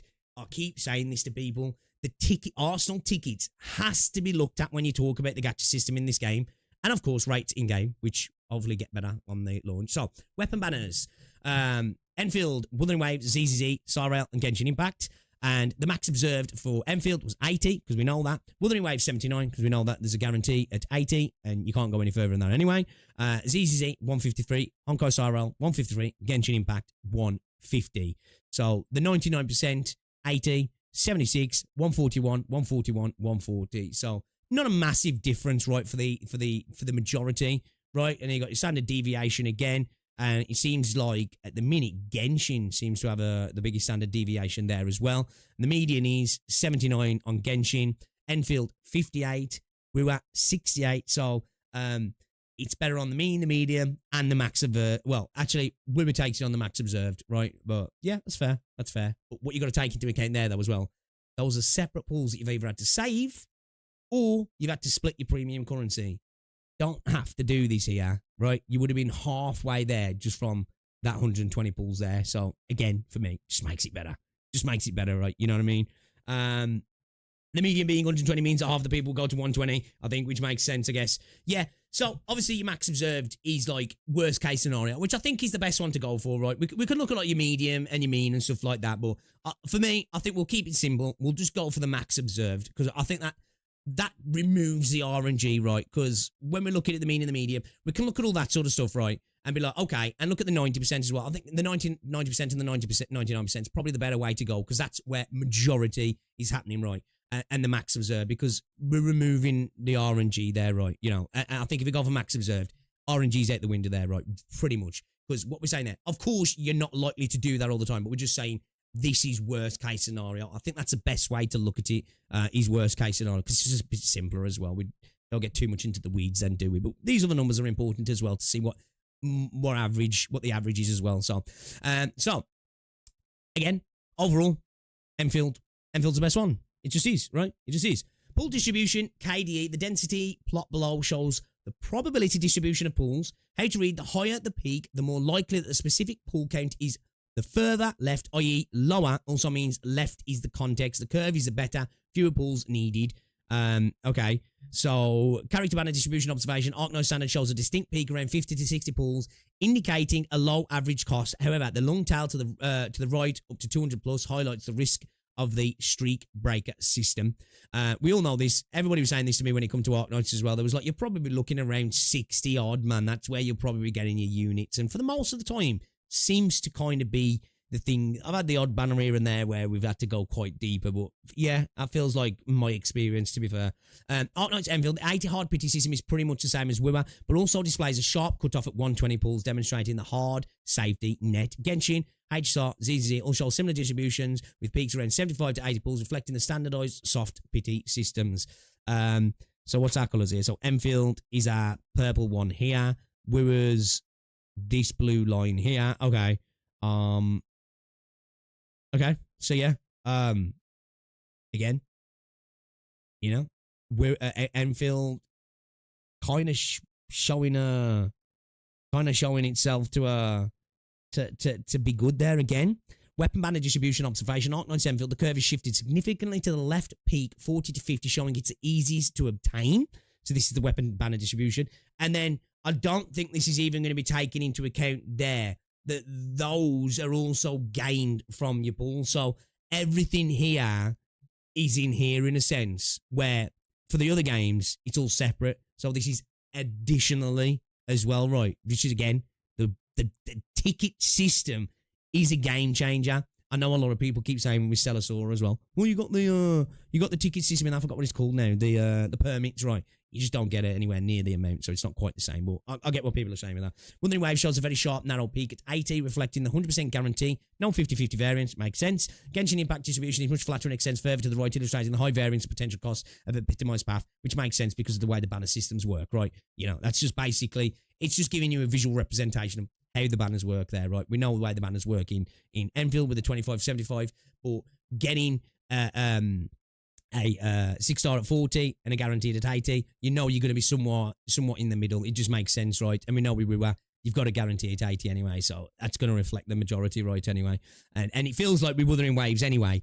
Fuck, man. Hard pity's the way all the time, right? That's what it feels like. I don't know. What's your guys' experience in fucking WoW with the weapon banners? Because for me, like, I'd say like 1 or 2 in the entirety of playing that game felt like I got them below 50 pulls. I'd say like 90% of my banners on Wuthering Waves was 70 plus. Do you know what I mean? 70 plus. Funny problem with Enfield system is if you get the characters early, yeah, we spoke about this actually. I said this. The way the Enfield system's kind of set up is that you're kind of better off having to go deeper into pity because you get more Arsenal tickets and it gets you more weapons. But then, like, you could get yourself into, now obviously this is all based on how lucky you are, of a good position in Enfield of, like, let's say you go deep into pity a few times, you get a bunch of Arsenal tickets, right? You get lucky on the Arsenal tickets, so you get those early, so you got a little bit of extra Arsenal tickets, and then you start getting some banners come up, right, where you go deep into them, but the character really isn't needing its signature weapon, and there's other additional weapons you can use, so you don't need to pull on the Arsenal tickets, and then you can potentially, now of course, this is based on the necessity for characters having signature weapons, your look on going deep on the characters that don't need the signature weapon. You could be in a position where you've got a nice bit of tickets. That's where you want to be in Endfield. You want to go deep into the pity on characters where you don't necessarily need the weapon, but then characters where you do need the weapon, get the character super early, but you've got the weapon pool so you can just get the weapon anyway, and then you end up having the extra tickets for the next banners, you know what I mean? When you start talking about Endfield and the different things that can help you, it does sound a little bit more complex, but yeah, it kind of does help to go deeper in, if I'm honest, especially if you want the signature weapon and you haven't got the Arsenal tickets. It's a system where you get it early, you're like, fuck, shit, I've just got to pull now, if you really want the weapon, which I guess I can understand some people having an issue. If that's where you can look at it from another way and be like, okay, maybe there's a weakness in the system there, right, to a degree. But overall, I think its positives outshine the negatives, right, if you ask me. Do you know if signature weapons will get added to a standard pool and get reruns? I don't think we know that just yet, do we? I think reruns are going to be a factor, but I don't know about standard pools and stuff. I don't know if every now and again signatures might pop up to be like buyable one times. Like I'm not too sure. So yeah, I don't know about that. We'll try and find. Well, hopefully we'll know more soon. Renegade might know more though. Renegade has been doing the digging in the beta. To be fair, he's the man to ask about little specific random things like that, like swimming animations. He's the guy. Box plots. Since I also wanted to show that even if averages are around 80 for the best of the systems, you can still be the outlier. I went with box plots as well. Box plots provide a clear comparison of the spread, medium, and outliers. How to read? The box contains the middle 50% of players, okay? The line inside the box is the medium, average-ish. The whiskers show the, well, is that what you call them in that? It's like wicks when I think of trading. They're candles, they're wicks. Anyway, I'm talking shit. I'm tangents. I digress. So, where was it? Yeah. So, the line inside the box is the medium averages. The whiskers show the normal range. Dots are the outliers, unlucky people. Okay, so the dots are the unlucky people, and the box contains the 50% of players, right? Okay, and the line's the average. Okay.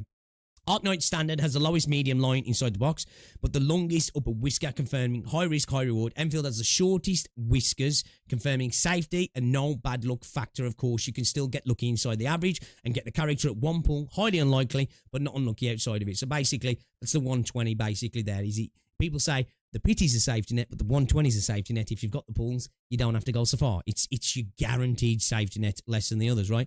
In terms of pull requirement in Wuthering Waves, the middle 50% of players or the average Joe need a minimum of Q3 of approximately 113 pulls to get the featured max rarity character. So I was kind of right when I said this. I said I reckon it's around about 110 to 120 pulls to really get your character in Wuthering Waves. That feels like the anecdotal experience for me. And it seems like that kind of is the number.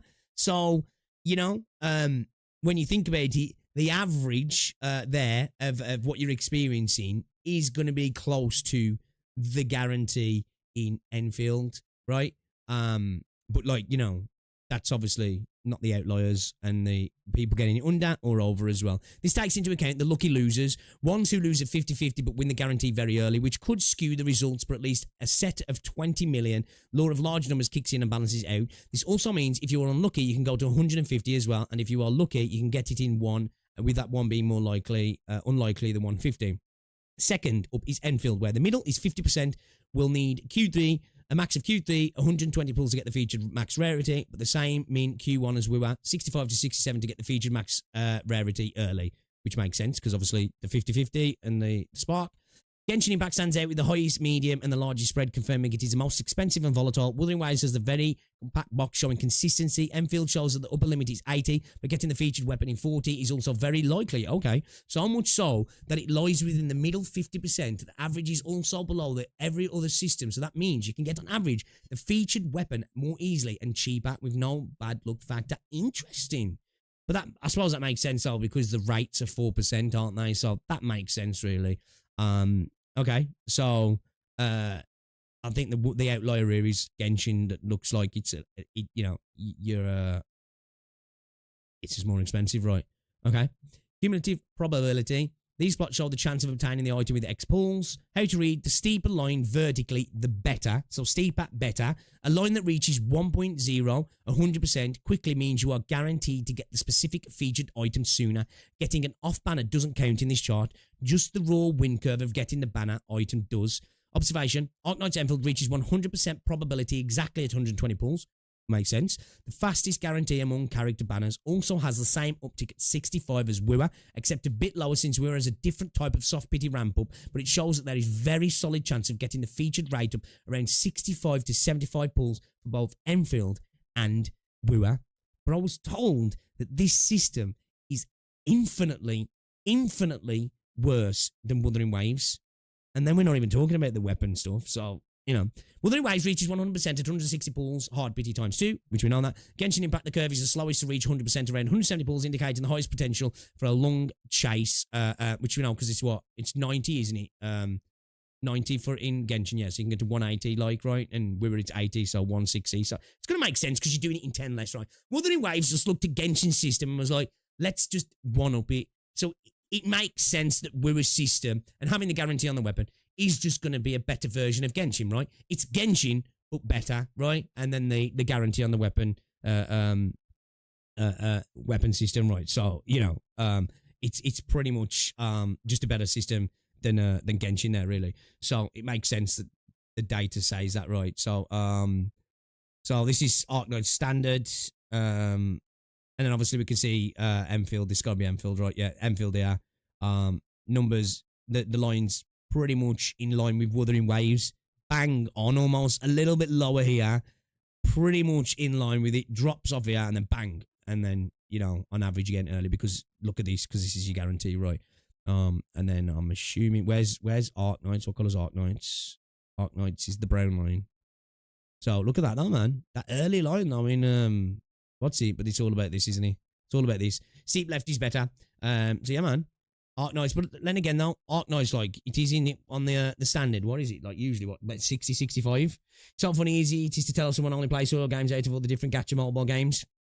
Weapon CDF observation. Arknights, Endfield, and Wuthering Waves, both curves rise very sharply, indicating you are likely to get the weapon quickly. What? Okay, I'm an outlier then, because fuck, I never get the weapons quickly in Wuthering Waves. Tell a lie, I got Chang Li's weapon and her in 22 pulls. That was cracked. And then ever since that, it was like the game was like, that ain't happening again, brother. And it was like 70 fucking pulls pretty much every bastard time, man. I swear to God, my web, like, it was always the thing in Wuthering Waves. It's like, I know I've got the pulls to get the character sorted, but I really don't think I've got the power to get the weapon. You know what I mean? I just can't do it, Captain. I just don't have the power. It's rough. It was rough. The amount of times I missed out on weapons in Wuthering Waves is because, I just wasn't willing to spend to just get the weapon. It did my head in. So, Arknights, Endfield, and Wuthering Waves, both curves rise very sharply, indicating you are likely to get the weapon quickly. Genshin Impact, the curve is much shallower, requiring significantly more pulls to reach higher probability levels due to the 3-pull guarantee system. Yeah, again, nothing shocking there. Endfield, the purple line, see the rates are just better overall, really, and then bang, Wuthering Waves, tails behind, Endfield, but then really shoots up here, doesn't it? So, okay. All right. I don't think there's anything there to shock us. Value analysis, getting your money's worth. Okay. Because this is my average win rate at weapon in Wuthering Waves at 70. Right?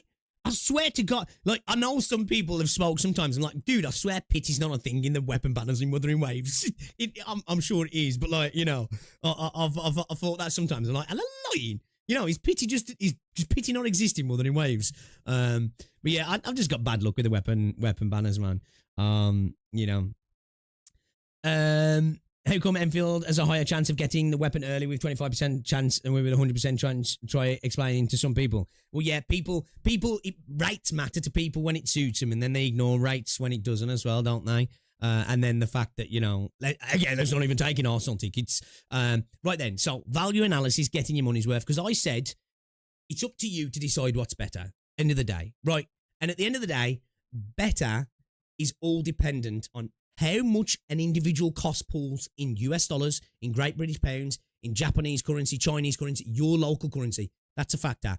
And the other factor is how many pulls do you get while playing the game? Two most important things there, right? The system at the end of the day really doesn't matter if the game doesn't give you very many pulls and the pulls themselves are expensive. That really good system can go out the window, and that really bad system can then turn to really good because the game's really generous. So I said, separating the gacha game, the beta at the minute from Endfield, I think the value per pull is higher because it just takes less pulls. If pity's more important, then you want the pity. I don't think it is, but if that's the safety net you require, then subjectively you're going to think that's a better system. Wuthering Waves, Genshin, Star Rail, Zenless, all the games that have guarantee carryovers and all that sort of stuff, they're going to be a better system to you. Because a lot of people are getting me mad about that, right? Because I said, end of the day, I'm not here to tell you the Endfield system is better. I'm just here to tell you, it looks to me like it's more valuable per pull. But again, the beta economy sucks. So you add that together, it's not quite true at the moment, but they've acknowledged it. So on launch, hopefully that's different, right? We'll have to wait and see for that. But just in terms of the vacuum of pulls, that's my opinion. So let's see what this says then. So, and I'm assuming it's going to be the same because of what we read on the TLDR and what we've seen, right? So this section where I want everyone to lock in, this section looks at the collateral value, which is the bread and butter on average Arknights player. Imagine you go to the store to buy a specific TV, high collateral, you buy the TV, and they also give you a free blender and a toaster on the way out, plus 2 kitties and a smooch. Hey, sounds like a good shot, man. Low collateral. You buy the TV and you get just a TV. Maybe the Sauron gives you a smooch, but that smooch doesn't count. And he's a big, fat, greasy dude. What it means is on your journey to get the featured banner item, the other valuables you get on the way to it. Valuables here is subjective, of course. Perfect example. OPP. The most valuable extra. That was the best smooch ever, right? I didn't go in for the smooch, but I'm fucking glad I came out with the smooch, right?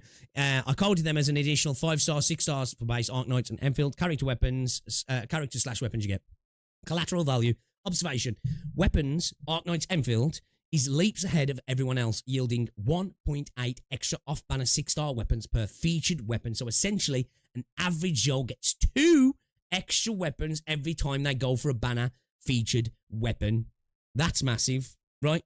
That is massive. As I said, that 120 on Endfield is guaranteeing you 2 6 stars and at least 1 6-star weapon, right? And then that's not even encountering if you got better luck on the characters and got more 5 stars.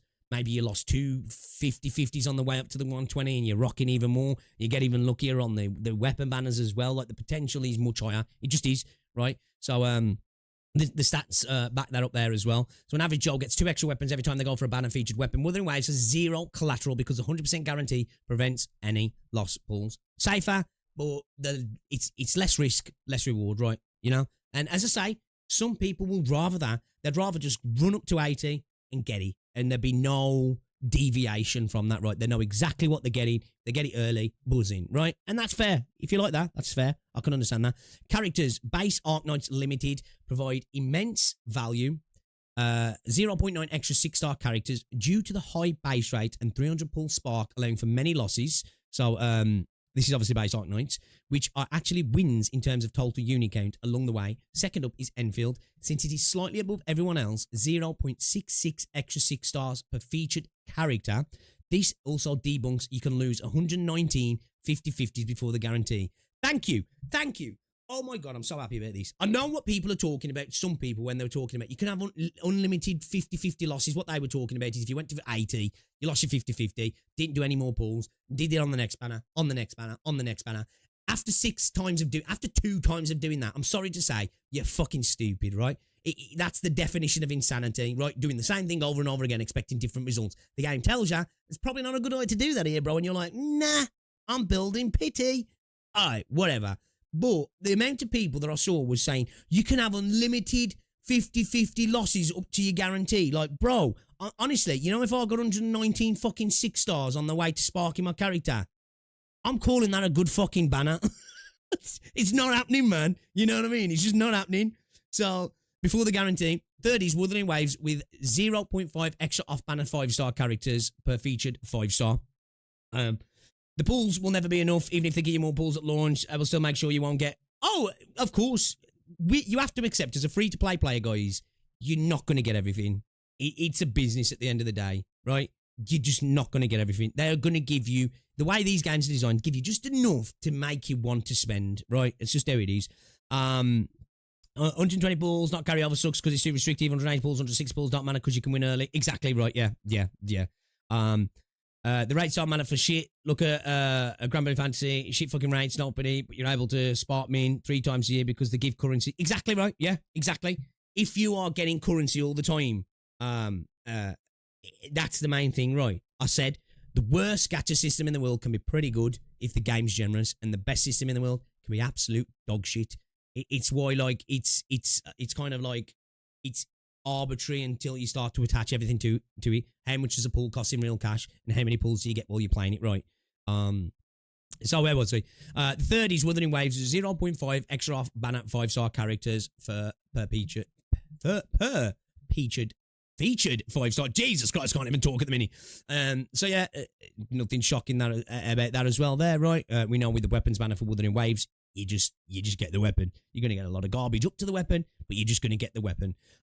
Cost of gold. This is another very important section, which shows the bang for your buck. Again, I said I think Endfield has the best bang for your buck. So let's see. Or the average pulls an average Joe will need for any max rarity item Why is Joe always average? I feel sorry for all the Joes, man, because you're just average, right? Well, the need for any max rarity item. So, on the average pulls that you'll need for any max rarity item, it can be a 50-50 loss or a win. This just shows how expensive it is for a player to pull any 6-star character weapon, character/weapon, not necessarily a rated one, okay? All right? So we got that there. It's just the good shit. It doesn't matter if it's the right good shit. It's just the good shit, yeah?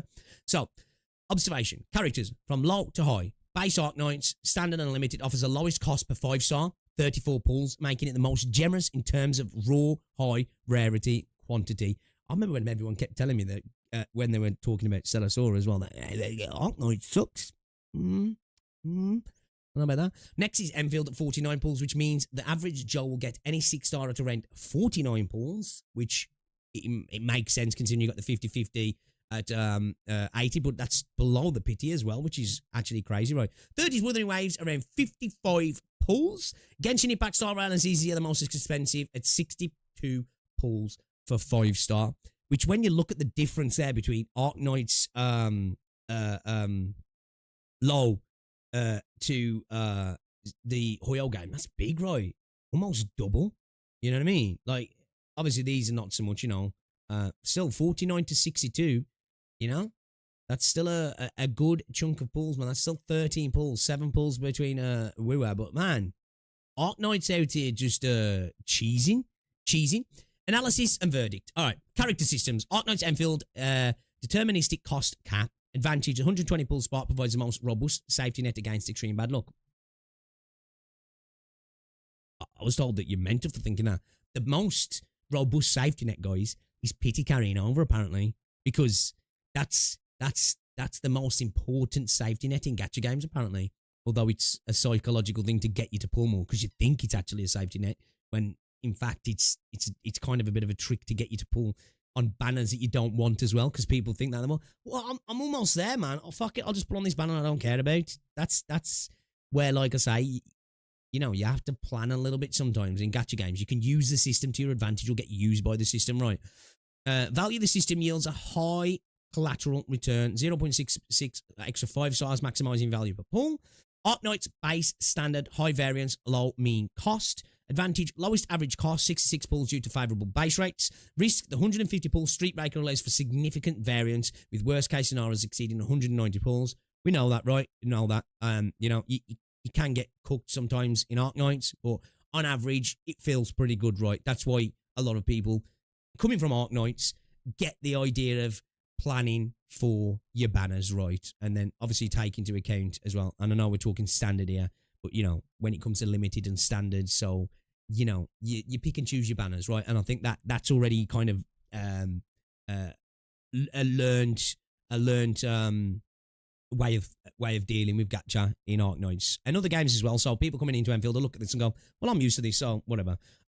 So Wuthering Waves, consistent efficiency. Advantage, lower average cost and industry standard due to early soft pity onset pull 66.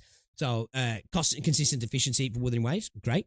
Genshin Impact performance, the 55-45 Radiance mechanic offers a marginal improvement over the standard 50-50, reducing average cost by 3 pulls compared to HSR and ZZZ. HSR and ZZZ standard model. Baseline, these systems represent the industry standard at 0.6 rate, 50-50, serving as a baseline cost for comparison. Weapon systems, Arknights Endfield, high collateral yield. We know that, right? There's a lot of good stuff in there as well. The 4% base rates result in frequent high rarity drops, which we know that. There's a lot of options to get other stuff, and the 4% I think is incredibly underestimated by people. You know, people just looked at the 75-25, ignore the 4%, you know, which was crazy. Wuthering Wave, deterministic acquisition, advantage, 100% guarantee, eliminates the risk of losing the 50-50, ensuring predictable cost, which we know that, right? You know, guarantee on the weapon banner. It's not a bad thing at all. It's not a bad thing at all. It just feels like always goes so deep. And the fact that it means using or splitting your currency that you could potentially be using on all the banners into it as well, right? Which for me is a massive trade-off in all of these games that I really like about Endfield. Trade-off, 0 collateral value pulls yield on the target item. Yeah, pretty much every other item you're going to get in that banner is going to be fucking dog shit, right? It's literally just going to, there's no pulls in the weapon banner in Wuthering Waves where it's like, oh, nice, I'm glad I got that, right? It's just not happening, especially now. Maybe in the first fucking month of the game, you might have been like, oh, I can use that. Now it's just a bunch of garbage, right? Genshin Impact, high resource investment. Risk. The epitomized path requires up to 3 5-star pulls to guarantee the target, resulting in the highest average cost, 106 pulls. Ranking, best to worst character banners. Okay, here we go. This is just a nice, simple list for us to look at now. Number 1, Arknights, base standard banners, lowest average, high variance. 2, Arknights, Endfield, best safety and consistency. Man, that word safety again, it's like, you know, pity's the real safety, bro. Come on, don't you know? It's the worst system ever, bro. Look, worst system, worst system ever. You know, actually, worst system ever. It's diabolical, guys. You can't think otherwise. You can't tell me otherwise. So, number 3, Wuthering Waves, great average, which is always good to hear, right? The average is important, you know, because it's going to be most people's experience as well. 4, Genshin Impact, slightly better odds than standard. Zenless is standard. Honkai is standard. Arknights base, limited, highest cost but extreme collateral value, which we know about, right? Because this is the whole point why people save for limited banners in Arknights, right? Because this is where I say people, at least in that regard, coming from Arknights, I'll be like, okay, I can deal with this part of Endfield because I'm used to it. I'm built for this shit, bro. I've been trained for this shit for the last 5 years, you know? So, and again, the extreme collateral value is great, right? It is the highest cost, but best 50-50 loss ever. That's all I'll say, right? That's all I'll say. Like the some of the losses you can get in Arknights, man, it's like, I don't even care, right? I don't even care that I fucking lost a 50-50 there because like the 50-50 was just fucking cracked. That's a good thing about Arknights. So, yeah. So, yeah, you can see Arknights takes it, Endfield, then we were. So we got gold, silver, bronze. But apparently, this really should be, we were at number 1 and Arknights Endfield at the bottom right because I've seen so many videos. Worst system ever. Weird, that one. Best to worst weapon banners, Arknights Endfield. Again, I was told it was a shit system because of 25-75. Just hearing that, people were like, it's trash. Wuthering Waves, best consistent safety. Makes sense because you got the guarantee. But yeah, Zenless on 0, good base rate. Honkai Star Rail standard. Genshin Impact most expensive, high collateral. So, well, if you were here, thank you so much for taking the time to go through these. I hope it shed some light on the gacha systems, not just Endfield, but others as well. Helped you understand them. Please let me know if there are any discrepancies. This took a long time, a long while to write down and organise, so if there are any typos and such, please ignore them. FYI, HSR's 50-50 is closer to 56-44. Pool trackers confirm this. I don't know if this was ever officially confirmed, but it's speculated that the rate up characters included in the standard pool, so you could still win even when you lose a 50-50. It's confirmed. Okay. All right, then. So, yeah, again, there's potentially some inconsistencies here, but I think this is, personally, and I'm not just saying this because it kind of confirms a statement I made about Endfield. It's not because I'm like, I like this game more, so it has to be correct. I think if you just look at the numbers, take away your connection and your attachment to your favourite game, take away this idea that pity's the most important thing when it comes to pulling characters, and just look at the raw numbers, right? Just look at the raw numbers. It's not only just here, but if you just look at the system, you don't even need all this math to get it right. You just don't even need all this math. It's good to get this because you've got data here to talk about things, and I think it's interesting to talk about these things, but you know, bro said he's going to skim through the posts and... I know, I couldn't help myself. I found it interesting. I think it's interesting, man. I don't know if you guys found that interesting. I thought it was actually interesting. So, yeah, it looks like, really, if you want the most valuable pulls, Arknight standard banners, in this, the 3D Big 4 argument, which is such an asinine argument anyway, looks like Endfield giving you the best value on characters and weapons. But if you want a consistent experience, Wuthering Waves is going to give you that one because the weapon banner makes a massive skew towards that because it's a guarantee. You're never going to fail it. But again, as I say, you're getting so many more pulls. You're getting so many more units earlier here. And then that rolls into this as well because it's all attached. So it just is the better system, right? But yeah, of course, I'm not saying it's the best gacha system in the world. I'm not that guy. But I just think it's good that people are talking about this because this idea that it's the worst system ever, it's just not true, right? It's just not true. And if you look at it, the system itself, it's actually all right, man. It's actually all right. Yeah, but yeah, guys, let me know what you think. Let me know what you think. Yeah, guys, I think it is, isn't it, right? It's all down to the fact that people hear no pity and the freak out, right? And the freak out. Yeah. Also a reminder, they will balance things out if you want carry over badly, thinking otherwise you know at best. Gacha game is literally gambling, so players should always be thinking about minimising risk, not building pity. Exactly, right, exactly. It's the way I look at gambling sometimes. I'm gambling, gacha, which is gambling. I don't gamble, but I do, because I play gacha games. The way I look at gacha, right, is it's kind of like when it comes to, like, dabbling in stocks or, like, you know, trading, right?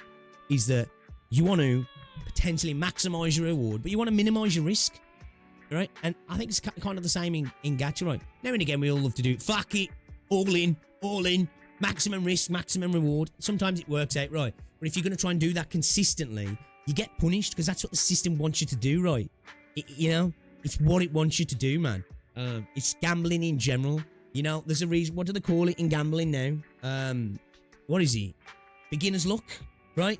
That thing of, like, when people start gambling, they win a few hands, or they win on the roulette, or they win a few bets, and they start get buzzing, and then they're chasing that, then, aren't they? They're constantly chasing that, and that's how the house wins, right? The house gives you some small wins here and there, gets the dopamine flowing, gets you thinking you're a winner, and then the next thing you know, you've got 20 losses to the 2 wins that you had at the start, and you're in the hole then, and you're constantly chasing to get back out the hole, and you think that, oh, if I could just hit that again, I'm rocking and rolling. And that's where I think pity and carryovers kind of do a little bit. I'm not saying they're inherently a bad system, right? Because if used right, pity carryover can be a benefit to you.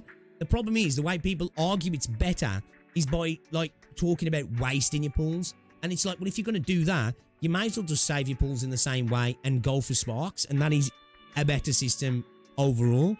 But people don't think like that, do they? It's like it says, when I saw people saying they didn't like the dossier system because I have to pull on a banner to get that 10 pulls. Like, no. Why would you waste 60 pulls to get 10 on the next banner? Like, pull on the banner you want to pull on, and then you've got 10 pulls to waste on the next banner. And if you don't get anything, have self-control and then wait for the next banner, right? You know? But people are like, nah, bro. Nah, fucking, nah. I need those 10 pulls in the next banner of the character I don't want, so I've got to pull 60 pulls on this banner, even though I don't want it. I can't miss out on 10 pulls. Stop being silly, man. Stop being silly. Man, this whitey ad is getting 8 hands. You shouldn't be getting ads, really. I thought when you become a member on a channel, into like Twitch, don't you stop getting ads? I don't know, actually. Is that a thing? When you become a member on a channel, do you still see ads? I didn't know that, you know, Kiari. I don't know if I could set that up so when people are members, it makes sure they're whitelisted. I'll have to look into that, because I don't like the idea of people who are members getting hit with ads. That sucks. Every other gacha game is 50-50 pity carryover. NSARS, Love Live, Project Sekai, Mandori, Pokemon, Masters EX, Regalia Lost, Grand Blue Fantasy, Princess Connect, etc. Watching in the corner, like, right? Building pity doesn't reduce the pulls I need. The worst case never improves, and they're hard. Pity stays the same. Meanwhile, the actual risk and potential loss go up, and it can easily backfire. Yeah. Well, how many times have you seen people building a bit of pity on a banner for another banner, but desperately hoping they don't get the uprated character? They just want to build a bit of pity, and maybe if they do trigger the 50-50, lose it. And I'm like, what are we doing, man? That's purely gambling there, in the hope that, oh, when the next banner comes around, I've got, like, just save those pulls and apply it to that banner. What are you doing? It's like sometimes you see people doing stuff where it's like they are chasing that buzz off the pulls, right? It's what it is. It's that buzz off the pulls. And this kind of gives you a system to say, maybe don't chase that. And people are freaking out going, nah, man, this is terrible. I need to chase it. Now, again, as you spoke before, none of this matters if the game's tight.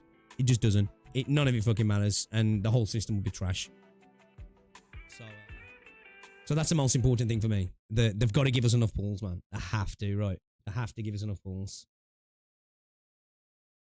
Oh, did the stream buffer then? Because OBS stopped responding for a second then.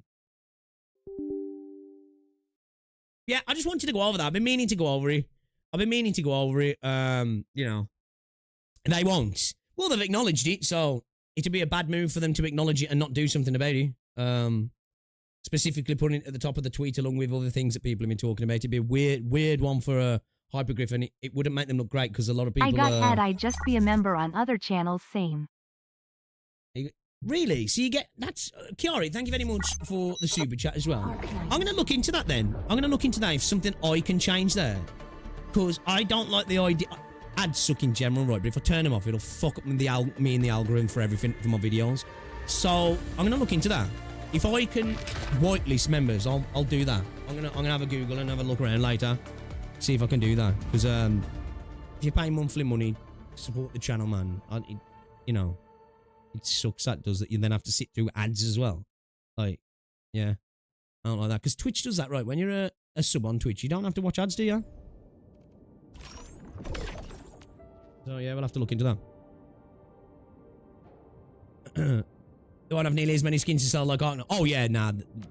They already said, didn't they? When they were asked about skins. They were kind of like, yeah, skins is not really something we're looking at the moment. And when you've got characters looking like this, skins ain't gonna be coming out. I like my garbage ads up. Well, if you want me to whitelist you. That's if I can anyway. That's if I can. It's okay, man. Yeah, nah, I appreciate you. But yeah, if I can, I'll try and turn them off. I think it should be right. All right, we need to get to the Cradle of Ages. We need to get to the Cradle of Ages, guys. I need to level up my units, so I think we're going to spend a bit of time.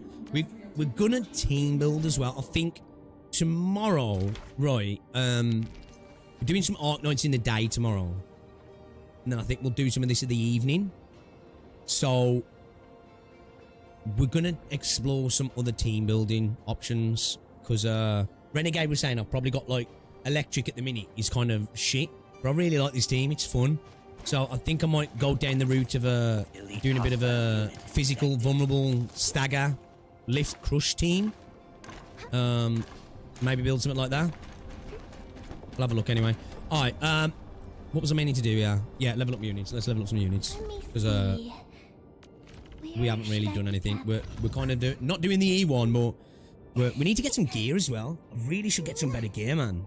You know? I heard your footsteps. I really should get some better gear. Let's get her up to 40. Let's get everybody up to 40, shall we? How can the enemy turn the land into such... Let's do her ability matrix as well a little bit. Let's E2. Oh, boys! We're E2ing! We're E2ing, lads! I need to get some more mushrooms as well, man. So we can get purple quality gear as well now, actually. We need to start building some gear stuff, don't we?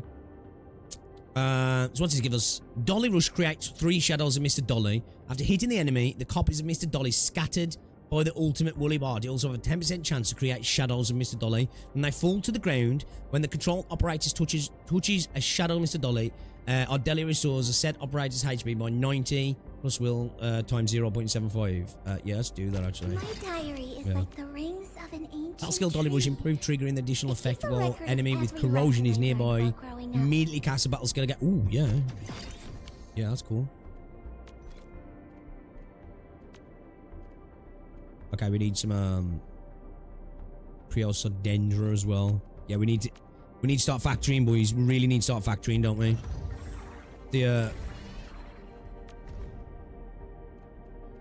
I'm gonna do that yet because we don't necessarily need that just yet. The factory must grow. Endfield The factory must grow, boys and girls. Alright, we need to go get some of these. Oh, actually, I think we have been growing some, haven't we? Shall we have a look? I did start growing some, I think. Let's be real. They know they can sell characters multiple times. Skins is one-time purchase, yeah. Yeah. I think we will get skins. All I hope is that we get skins at a better rate than Wuthering Waves have. Because I was so sad about how little skins we've been getting in Wuthering Waves.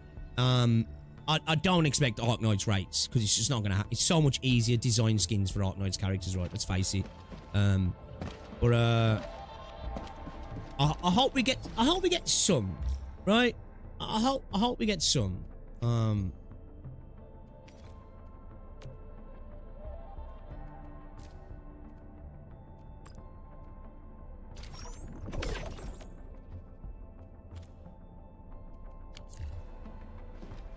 Should we go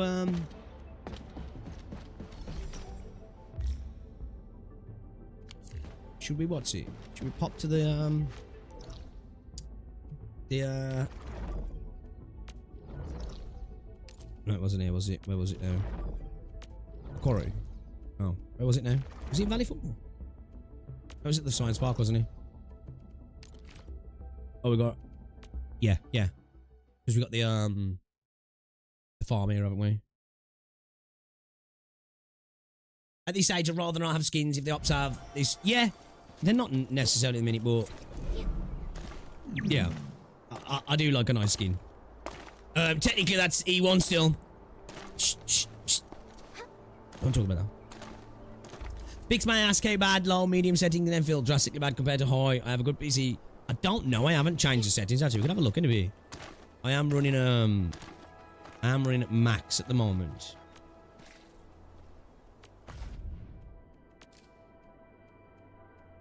Oh, I can't grow any of these, can I? I'm gonna have to do this at the factory. Yeah. It's not a growable. It's a factory. It's a factory item, isn't it? Then I guess.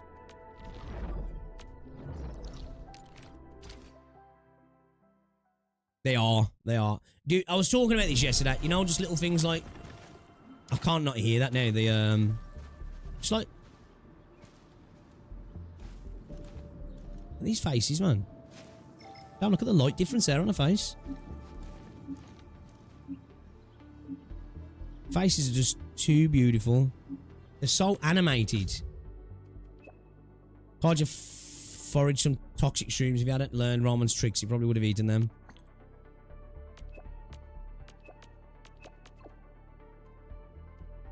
Practicality is the greatest virtue. Hi, bro. Like, Shen's my favourite character, right? But man, Ardelia's so cute.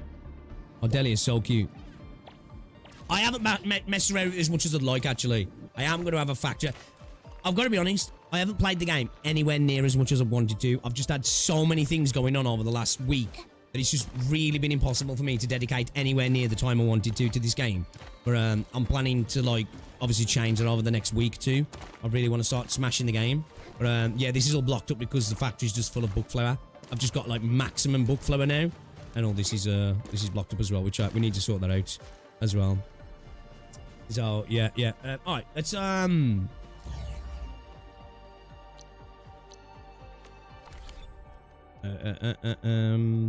we? Am I growing it in the factory, am I then?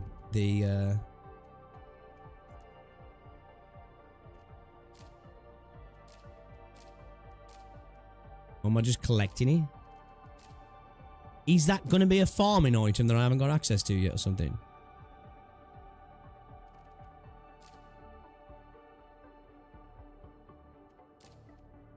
Oh, here we go. The pink bullet. That's the one we want, yeah. Is it the pink bullet? Or is it the red bullet? I think it's the pink bullet, yeah. Another shift begin.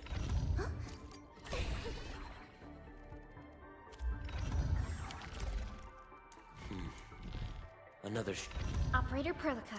Stand. No, it's a red bullet. We need both, really, don't we?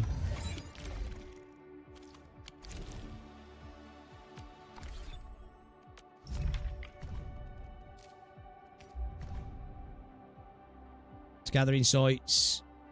Okay, there's no available formulas yet then. Okay, is this a formula I can learn? Even further in the moon, Renegade. Is this a formula I can actually learn? Or is this just a world gathering item at the minute? And going in the spaceship?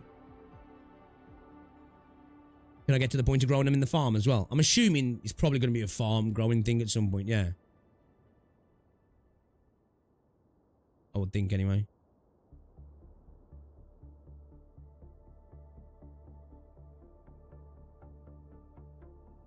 Hey, yo, T!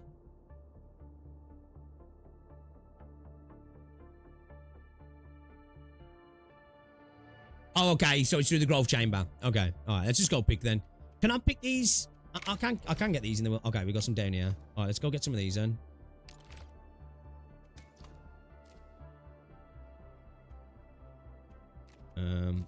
What's the closest? What's it here? Let's go. Yeah. Okay. I should imagine that's something that maybe might open up through the farming stuff later on as well, right? As you advance through the game. But yeah, welcome to the present, T. Good to have you. Yeah, they're red bullets, yeah.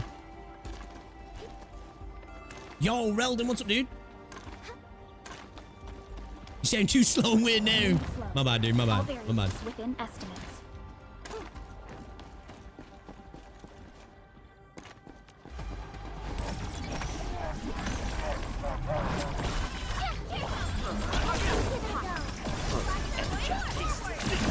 You can't escape this.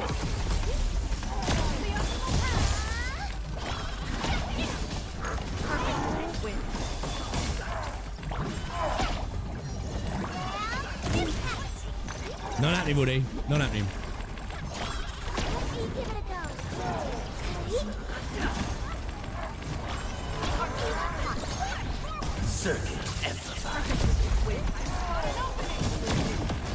Oh shit!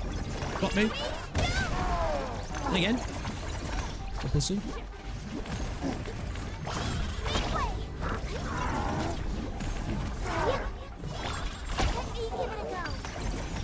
Direction set. Command fail 7. Annihilation. There's some red bullets here mounting past TV point. Nice. Legend. I shall sweep the rest.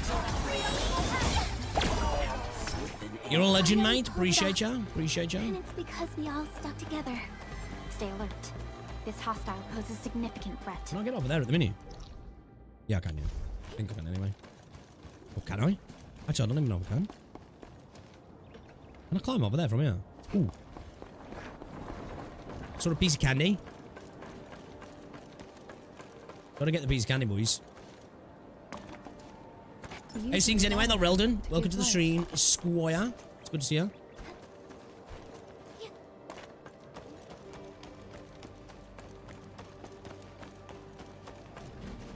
It wasn't it, T? I found it really interesting, I did.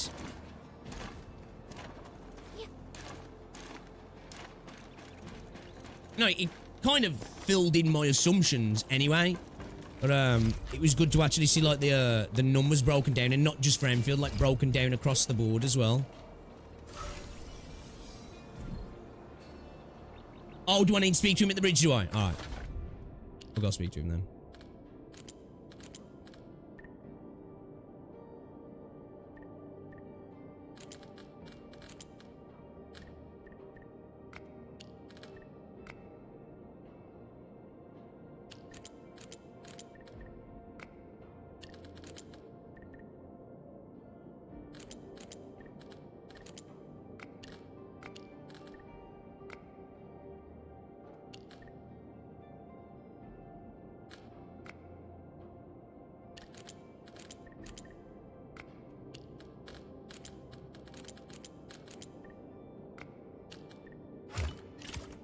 Got there at the end.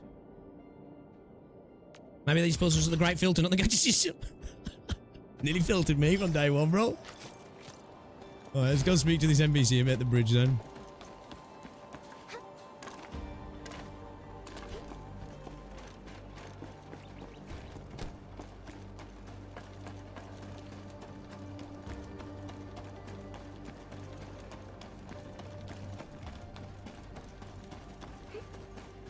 Yeah, guys, as well, if you haven't already, drop a like on the stream as well. It's massively appreciated. Helps out a lot as well. And we got lots of these giga chads around, haven't we? No loitering here. This is a dangerous place. Don't panic. I'm an Enfielder. What happened here? The name's Herman. I'm part of the UWST SAR crew. You're the administrator? That's me. What's your sitch? There was a supply truck driving on that elevated bridge when the anchor fall happened. We received reports the trucker is trapped there. I wanted to reach that place with no ropes, but soon realised it was beyond me, so I decided to clean up the wrecked trucks before they become explosive hazards. Why don't you just run up the road, bro, and glide? Come on. My SAR mission is stuck. I'm trying to figure something out. Let me give you a hand. I did my share of demolishing. The situation is way beyond non-specialists like us, plus we've been short on hands. Your help is much appreciated, my Enfielder friend. Those containers up there can be used to create a path. Yeah, that should work. The tower crane can be... Oh, nice. We also just repaired the machinery nearby. Now, man, I saw much stuff I don't remember about these. Never guessed they would get useful now. Sounds like a plan. I'll try it out. Right, where is it? Rescue the trucker. Let's rescue the trucker. You already gave me a light, but for some reason it's upside down. Based.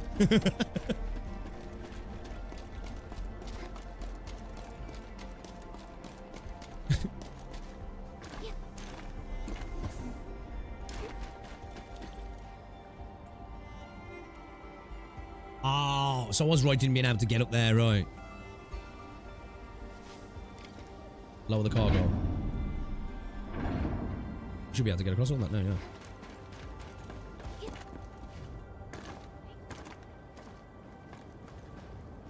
Oh, it's possible to get that.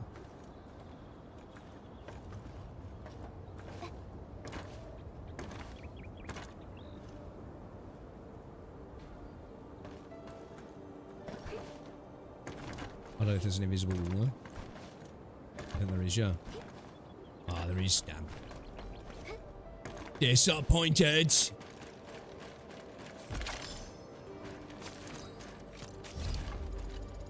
Right, Scott. So what made it up here? I'm Scott. I'm a UWST trucker. The place is dangerous. Get out of here. You're that legendary Emin everyone's talking about, right? Can I ask you to defeat the Angelos? The Angelos? The Bugaloid stuck around after the disaster. The thought of it still swaggering around the place makes me... Don't worry, I'll deal with it. But shouldn't we move our trucker to a safe place? Rest assured, I'll handle that. Can't we just throw him like Gimli? You know? No one tosses a dwarf. Right, nothing to worry about with the Enmin around. Get to safety, we'll take it from here. I'm counting on you. If you could help recover some of the supplies too. It would mean a lot to the team. Right, boss.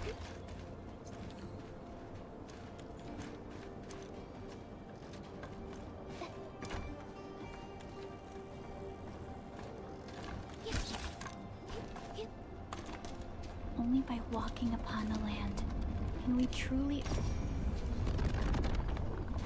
Son of a bitch.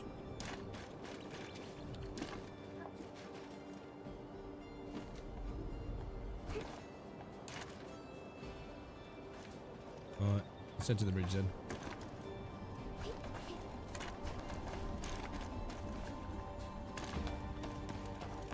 Just zip line, bro. I need to double jump, run up the wall. No stamina. Thank you, Edmin. I checked on him and he's alright. He's one lucky bloke. Scott told me about the Angelos, so it made sense now. A blight flood is quite unlikely to break the bridge into 3 sections. I need to reach that Angelos and tell it to leave. Go away! You're not wanted here. You're triggering people. We would use a collapsible bridge to reach the other side, but I don't know what's wrong. It's not working anymore. Looks like it's missing certain parts. Okay, I saw plenty of supplies on that hill. Is that RAM? Man, it's worth fucking its weight in gold. Well, more than its weight in gold.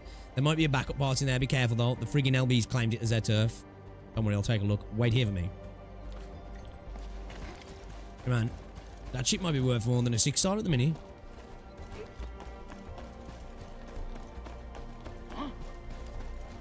I agree. I hope the puzzles actually get more difficult in some spots. And that's coming from somebody who's terrible at puzzles as well. I think it's him here. Got a beetle.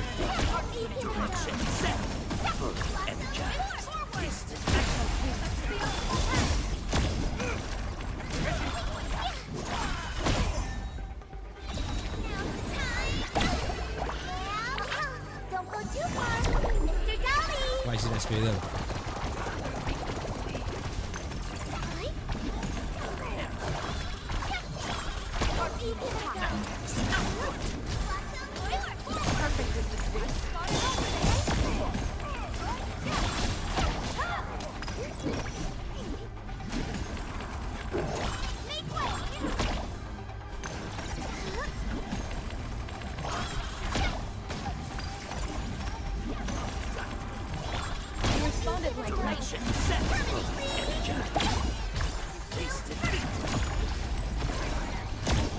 Like a flash, it struck. Support perfect with this wind. No hardship will stop us. Everyone has been indispensable to the team. I love 12S loans.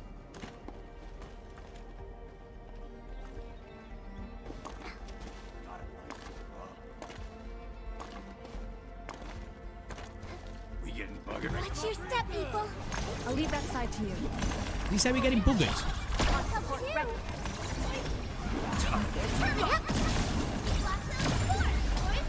shall sweep the rest.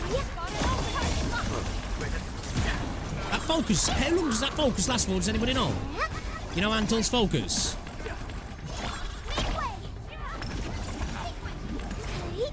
I was able to employ it then, do my other skills, and then come back in with it then.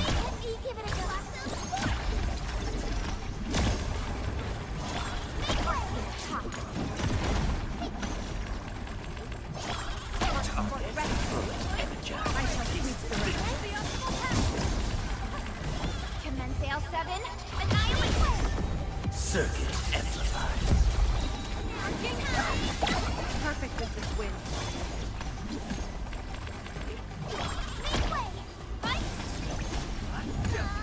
Mission complete. It was I didn't really a walk enjoy on a using cake. this team though. Such as Might not be the will most of powerful, nature. but it's fun.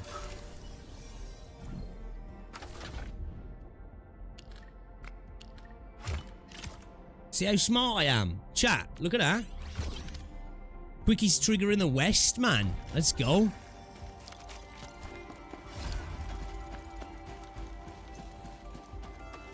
Right, Lance is great, isn't it? It really is.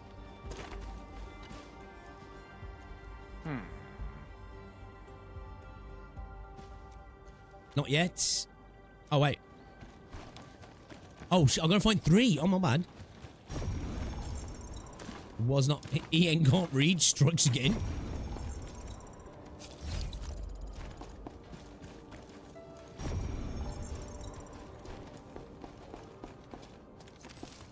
Is it over here?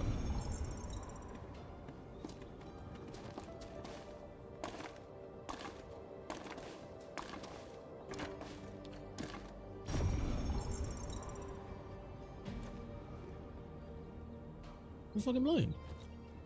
We all know that, but down here. I'm hearing a ping up here, but that's where this one was, right?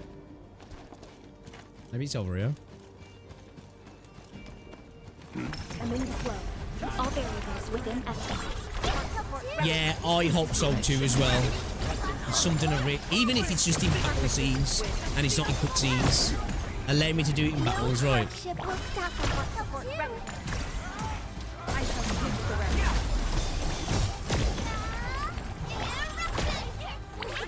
Be gentle, Mr. Dolly.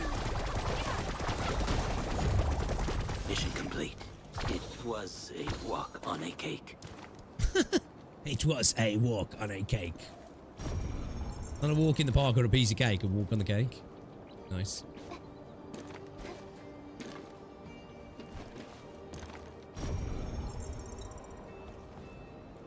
Where's this last piece then?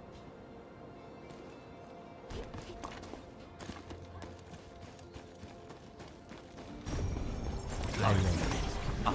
The dogs are watching I'll him. leave that side to you. RP, give it a go. RP, give it a go. I shall sweep the rest. You can't escape this. Perfect with this wind. New knowledge gained. Oh no, he's doing it at launch. It's not just, it's not the priority right now. Yeah, yeah. Obviously, it's one of those things. Like it'll just be a nice little addition, right? But yeah, I'm sure it is. Like you say, it's one of those things that they'll probably. I'm sure there's plenty of little tiny, well, not tiny, but you know, things from Arknights that people are like, oh, that'd be really cool to see that here.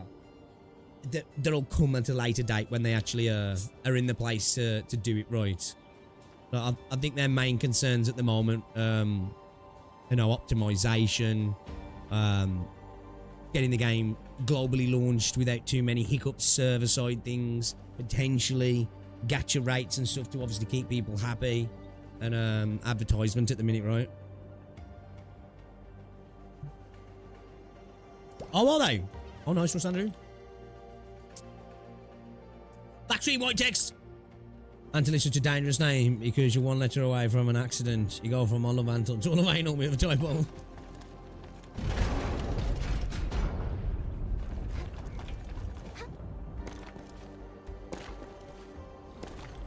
Instead of I love how Antil sounds, I love how anal sounds right about now.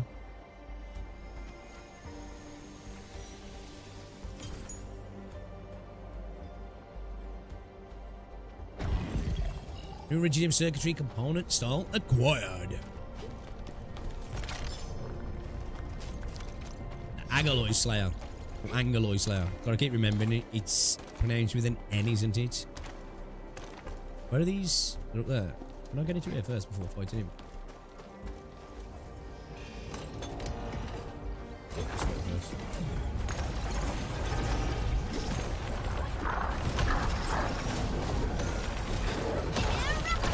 Oh, son of a bitch.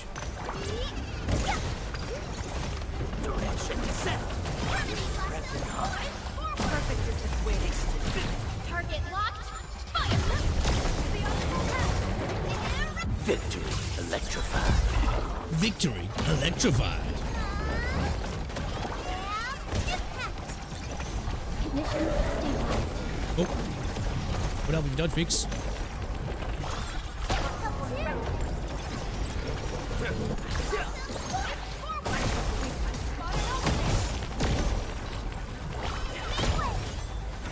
See how long that lasts for, actually. Okay, focus was applied. Oh, it lasts for ages, yeah. Was it wrong when they said it lasts for a while? So much better.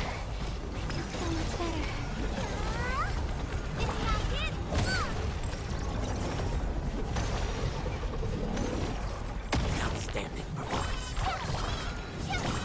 Oops, up. Be gentle, Mr. Dolly.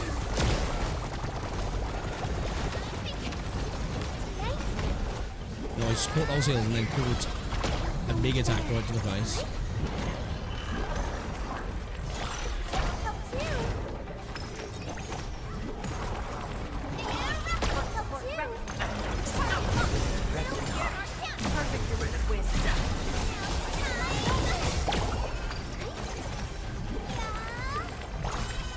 Raging wind. I shall sweep the rest. From the storm. Time to die. Perfect is this way. A skill description matching duration impossible, right? I shall sweep the rest. Commence L7.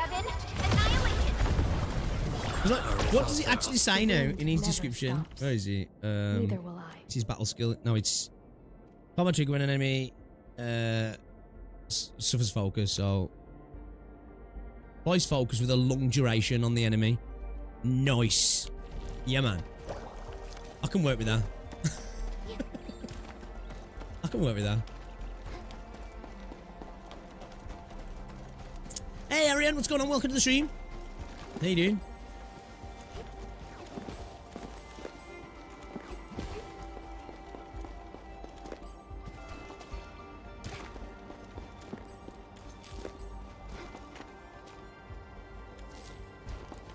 What's the rate on regrowth on resources as well? You guys know? Is it in the details? Is it in the details? Never Is it? stops. Oh, my bad. You have something to discuss with me. Where am I looking? Where am I looking? Where am I looking? Reading in my gacha game, right? Where am I looking at that? In the details?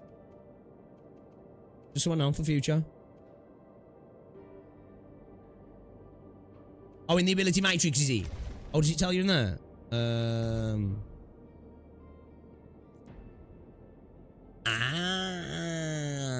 Alright, I'll take it back. I'll take it back. Alright. A promotion. I'll take it back. But one that I'll take it entails back. additional work in the future. Understood. I'm a So, fraud. is there any new mission for me? I'm a fraud. I appreciate the instructions. A new train of thought has been inspired.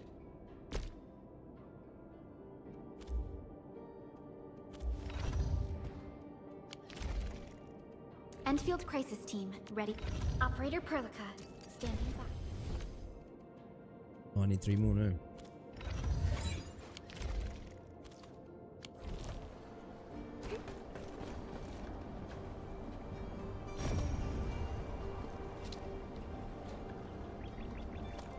What the fuck?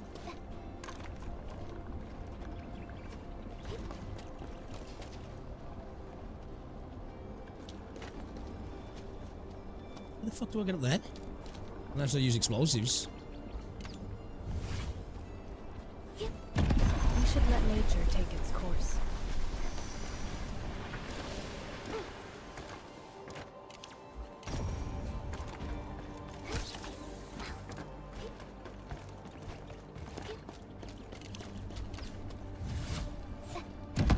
Blight no longer We do throw like a girl though, don't we?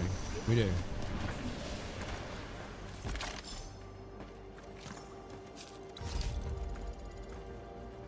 You see the duration of gatherals while they inspect key near. Oh, okay. I didn't notice that either. Oh, scanning does he? Okay, nice one, legends. Appreciate you. Do you know Antle likes to look at Fluorite's tail? Somebody said that he wants to press Fluorite, yeah. Hold on a minute. Oh shit! Oh shit! Oh my god! Oh, I couldn't make the jump. Oh, wait a minute, she made it. That's bullshit. That's bullshit, that is.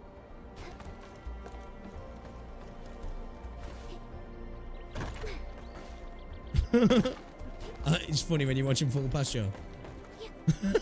See the art like just. So what? Just. Oh, do I need to do it when they're there? Do I?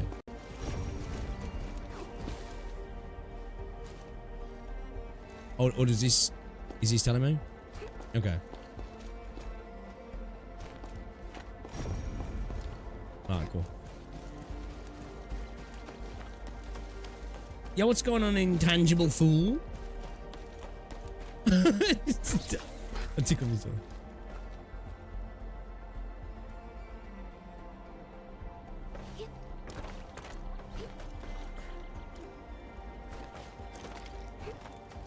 Thurston.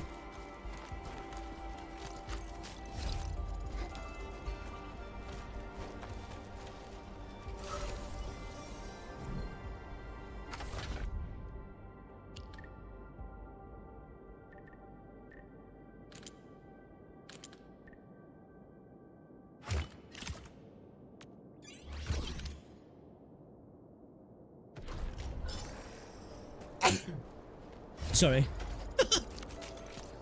And Arknight's not very bright, is she?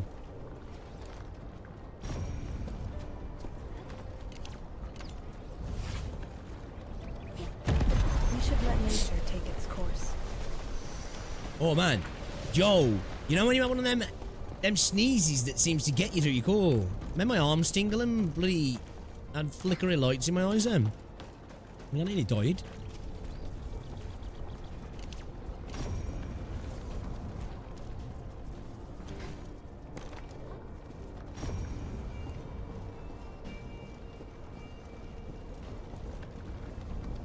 What was that? Ah. Snake she. Snake she we are. Great. Now it'll no longer hurt anyone. Life-altering sneeze is something, right? I got freaking... My elbows tingled off that one. Sounds like a heart attack. I hope not.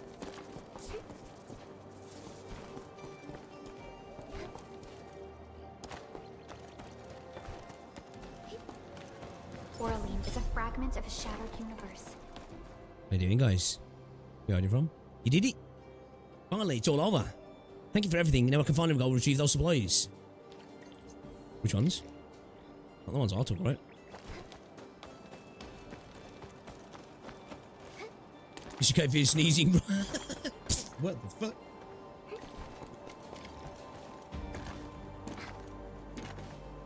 Yeah, dude! I had that sneeze and it's like... Almost like static, almost. Oh, yeah, dude. That'd be a bad time, man, getting this guy to the UK for sneezing. You don't want that happening. I feel like I got a walk up in. Have you ever had one of those sneezes where your balls hurt after? No, I've not had one of them. You guys ever had the stabby ass pain? It's not in your ass, but it's like in between your ass and your ball bag. Out of nowhere, it just happens. Like, ugh, what the fuck was that? And then just goes. Oh, this makes you feel better. Since it really got me thinking, I don't know if the driver was trying to help me, but I think I owe him one. Never had that? No. I know that thing. I remember watching, fuck, what's he called now? The one with Keith Lemon on. He was talking about that because he called it the stabby ass pain. Or I forgot what he called it exactly. Something like that. Is your body okay? I don't know, maybe I'm dying. It's been happening, well, I say it's been happening. I say it happens. Like, it can happen like once every couple of years or something. I ain't had it happen for a while, but yeah, man, you never had that. Okay, well, maybe I'm weird. I'll look for a chance, and help someone in need. That'll pay off the debt.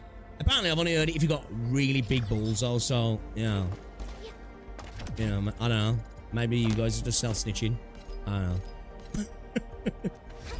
Oh, we got gear stuff now. Okay, cool. So we can, oh, we can't go that way, can we?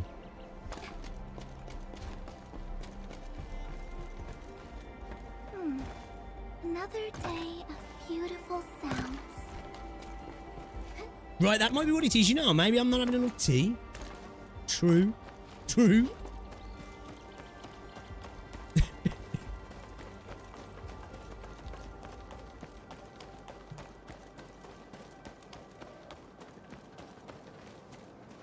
Oh, that just to get back over this side of the fence. Oh, I saw a thing. I saw a thing, chat. I seen something. I seen something, chat. Let's go back. Let's go back. No, this is not a main quest now. I came over here for some mushrooms, really. And then ended up having to do a little quest to get them.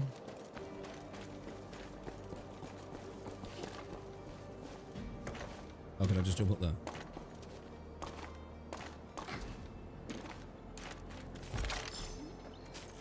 Are you fucking kidding me?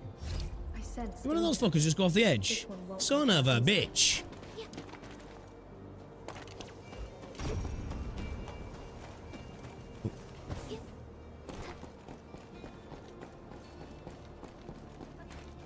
This game, it is really good. I am biased. I will admit, I'm openly biased towards this game, right? I really, really like it. But I think it's definitely worth checking out. I think if you... Now, I will add the caveat. Combat's definitely different to like Wuthering Waves, right? But I didn't know the base system stuff and all that. So, it's gonna play differently. But I think if you like stuff like Wuthering Waves, if you like action RPGs, if you like action adventure games, you know, I think there's a good game here for you. I think there's a good game here for you. Ooh. I really like it. It is my most anticipated gacha game. It's still my most anticipated game, full stop. Like, take gacha out of it. It's still the game I'm looking forward to the most at the moment. We don't have to wait too long, boys. I'll get that up there. So I love this about the exploration. Exploration feels really rewarding in this game.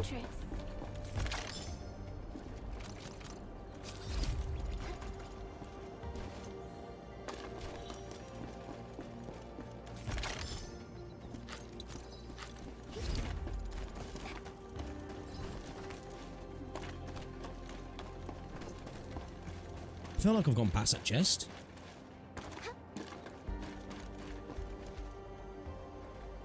No, there it is. Oh, I need to spot down there.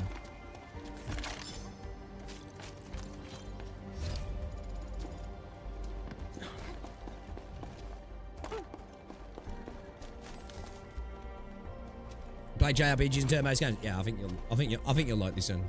I think if you like JRPG, especially like you know, especially in the guise of like team combat ones as well. Like I think I'll get it to you. Oh, I forgot about the steam vents. See, I love this as well. Like, this makes no logical sense, right? That should flay my skin. But it's just old school platformer type stuff, man. A steam vent launches you into the air, right? It's nostalgic as fuck. Holy shit, that's a big one. Ooh. Some Orleans suddenly move away when we approach. Why?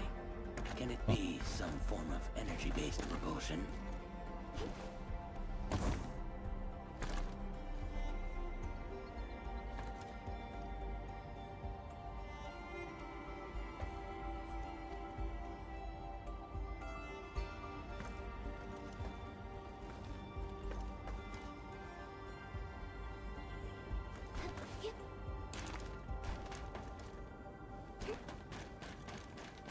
We'll make this jump. Ah, there's an invisible wall there. Disappointing.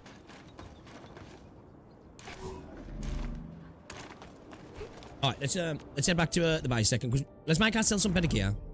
Let's see about how we do our gear then, shall we? Yes! I made a video specifically about the exploration in this game, and now that's a big core component for me. It's... The map design is great. Exploration feels consequential. The encouragement to explore feels great. Because like, I feel sometimes, I said this in my video, you can have a massive open world, and then obviously you need to give people tools to explore that world, which means moving faster, jumping higher, flying, gliding, whatever it might be, and then the world ends up becoming smaller from that then. So you create this big world just to make it smaller, and you end up like, I end up just not having so much fun exploring because you're zipping around at 1,000,000 miles an hour and everything doesn't matter. Where in this, it feels like everything's got a reason for being there, and getting a little thing that might be just up there. It's like, how do I get up there in a second? And have to walk around and find some spots, like, you know what I mean? Alright. Let's have a look. What is it? Gear assembly. Okay, let's make some purple stuff then, shall we? So we need some of these. So we're all good on that side of things. Let's make some of these then. What is it? By acquiring sand leaf. Gear component. How do I acquire sand leaf then?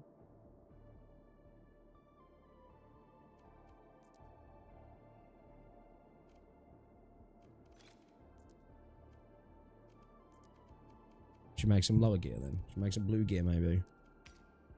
Better than the gear we got at the mini, isn't he? Yeah, I guess we'll just make... How do I get fucking sand leaf?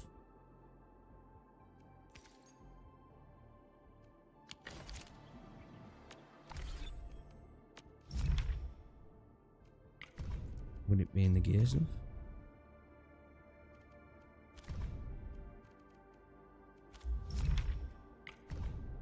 Is it an atom valve?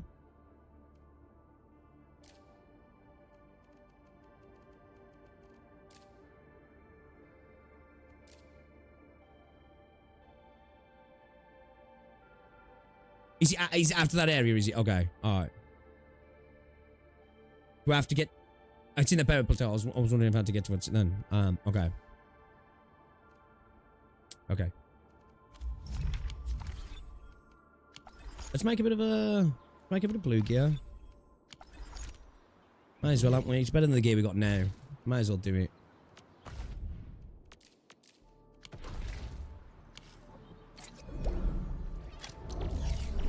Might as well. What we got then? What we got then? Template's locked, right? Okay. I need to make some more of these then. I need more of some Ethereum component. I think we've got plenty of we turn it into bottles, if I remember, weren't we?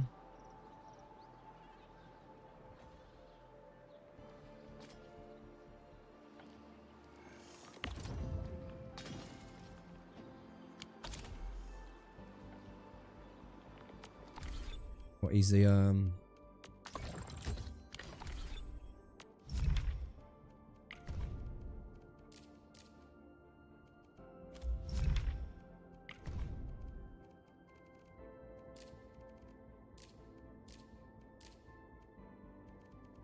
Ethereum components chain See, like, that's what I was saying before as well. You know, when it comes to, what's he? The tutorials. Even though they don't bother me so much, but that's because I'm incredibly biased, but I can understand them bothering people. But, like, at the same time, they're not, like, overly necessary, because, like, the gear chain system, really, it's like, you forgot how to build something, or you don't know how to build something. You just go in here, you look at the gear chain, it's just like, okay, sweet. Alright, I need 2 refining units, gearing units, put those ores into it, we're good to go. Do you know what I mean? It's, you know? Alright, it's, we just need one more refining unit, and we'll do it over here at the side. Yeah, let's do it here. Let's move this a second. Let's see how.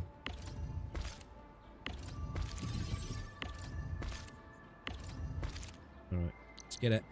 Depot unloader, shall we? Let's make one then.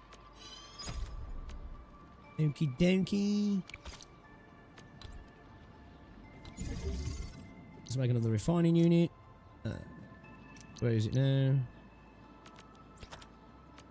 It's getting warm in my room, you know. Get the AC on, boys. Get the AC on. Doesn't help they've got a top on underneath this as well. Oh, fuck. What did I do that for? Weird. Yeah, let's just like the next venture here. Okay.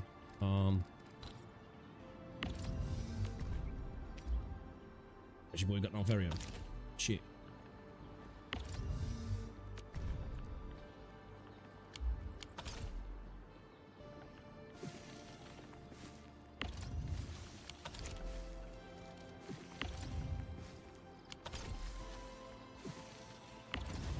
That's just a second. It's alright for a second.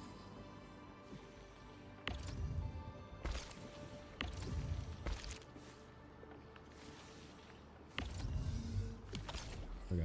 Alright. Let me just do that so I can just concentrate on this a second. Where's that needed now? Fuck, I forgot already. This is where this chain's great for me, because something I forget straight away, I can just quickly go back to. It was the gearing unit. Okay. I think I need to craft one. I think I need to make one, boys. Gearing unit, is it production 2, I think? Yeah.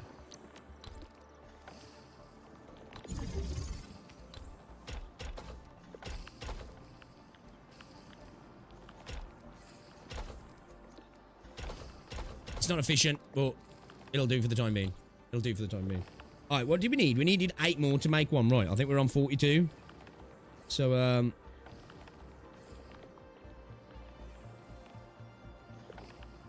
that's starting to do its thing now. Maybe run 2 off it to make it work a bit quicker. I might make another one as well. You can pin the recipes, yeah.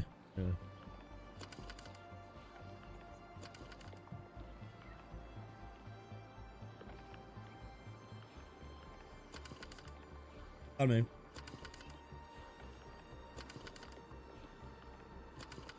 yeah, I don't know why. I don't know why. It's just a thing. I keep doing that. It's like a bad habit to just going individually renegade. To be fair, stats and attributes remain the same. It's just a lot easier than artifacting. There is like an RNG element to this, but like base gear when you create them, there's no RNG on that. But there is RNG elements that come into it later on, but not so much in that regard. In a scale of 1 to 10, what would I rate hot chocolate at? You know what? I'm not the biggest hot chocolate fan. I'm really not. I haven't had it for years.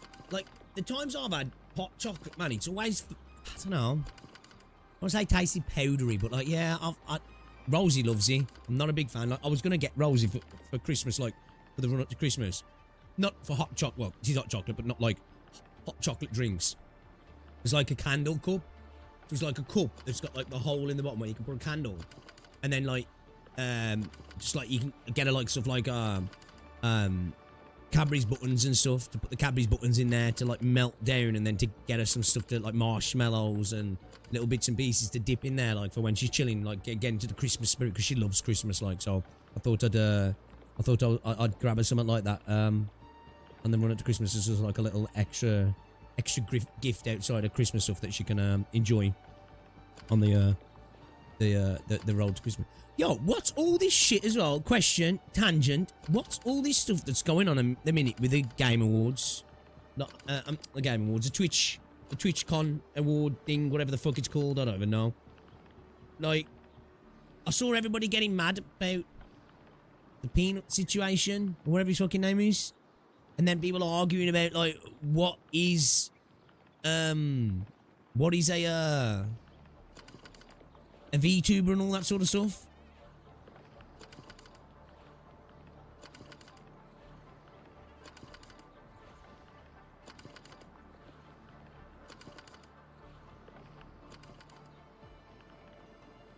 Not the Game Awards, the Twitch Awards. The Twitch Awards.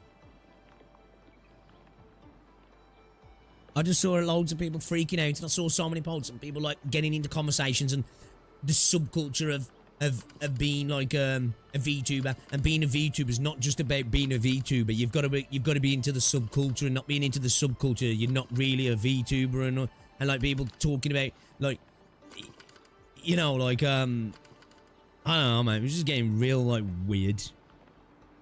Streamer Awards, that's it, yeah.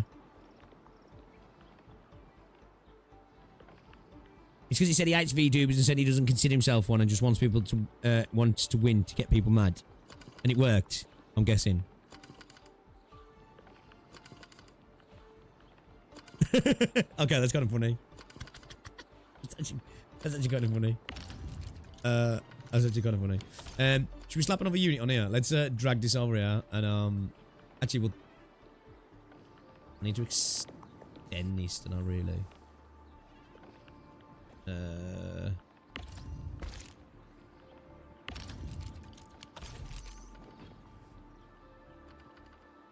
can squeeze another one either side, can't we?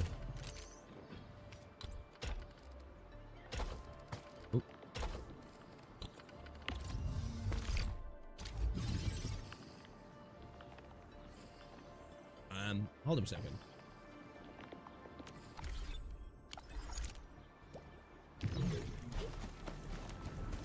Speed things up a little bit.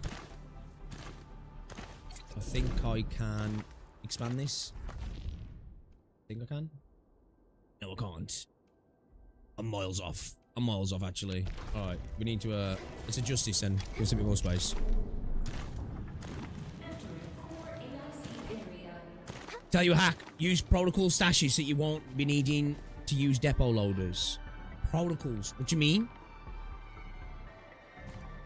Yeah, it worked. Other streamers also obligated their audience to vote for him for that reason as well. Yeah, that's one thing. I'm not part of the VTuber community, right? It's like, if I find a content creator I think's entertaining, whether they're doing VTuber stuff or not, I'll watch them. But yeah, I've noticed that it does seem like a very PvP orientated space where they all seem to be stabbing each other in the back. Who knew that being a VTuber was such a cutthroat business? Yeah, like some like I can watch, like, but some are just, I don't know, man. You know when they're like really come across like infantilized. I don't like that. It's just like, I get it, they're doing like an anime thing and that, but I'm just like, yeah, I can't watch this as a stream. You know what I mean?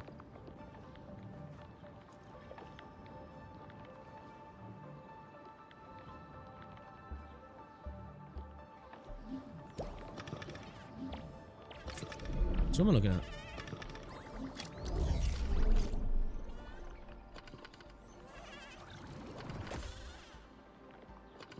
Protocol stash.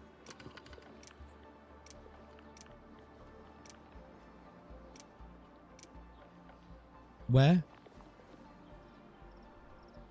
Explain to me like I'm 3. Explain to me like I'm 3, bro.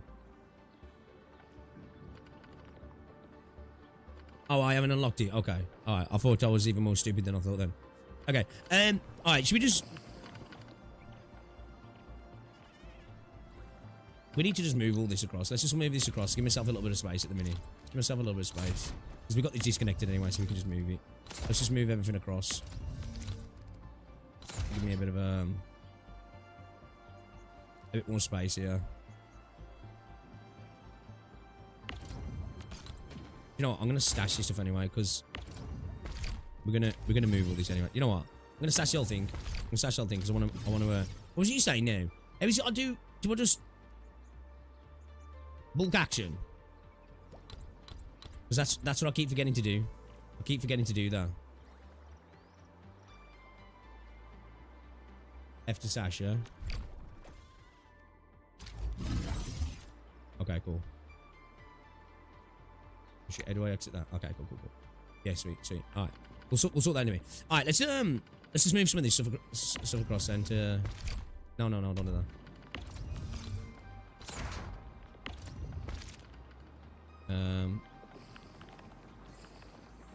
Can I do a bulk action move?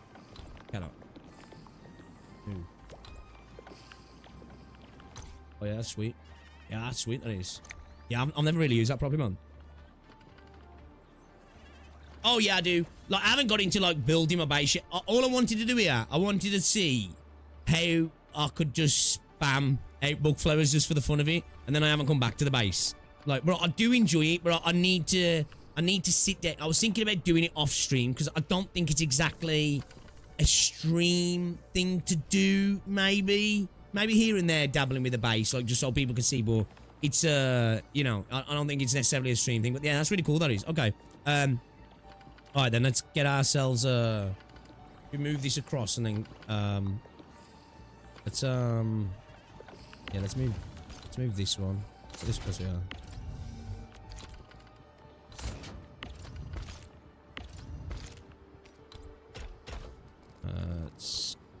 Yeah. Let's move this as well. Can we? No. Yeah, because we'll move this across.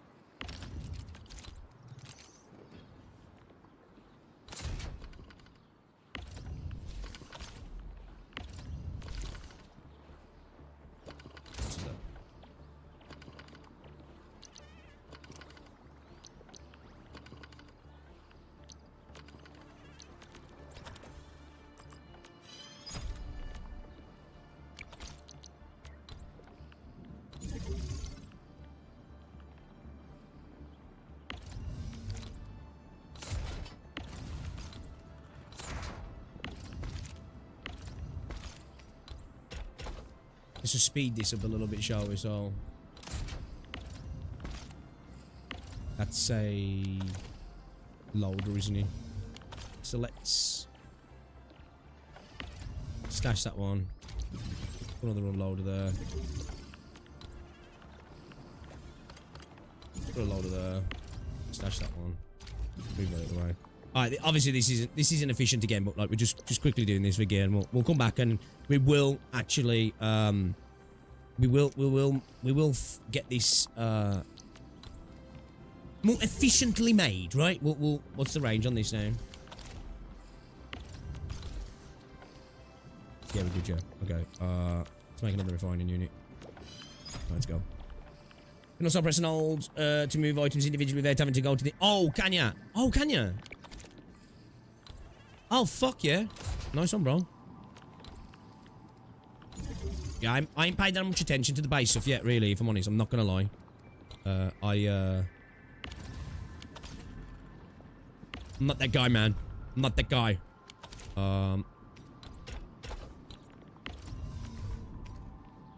Let's do that.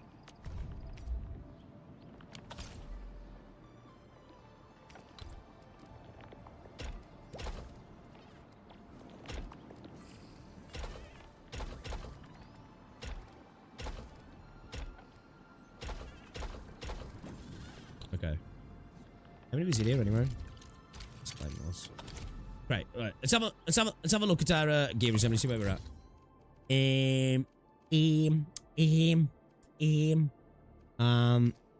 What's this? Strength and agility, agility and intellect.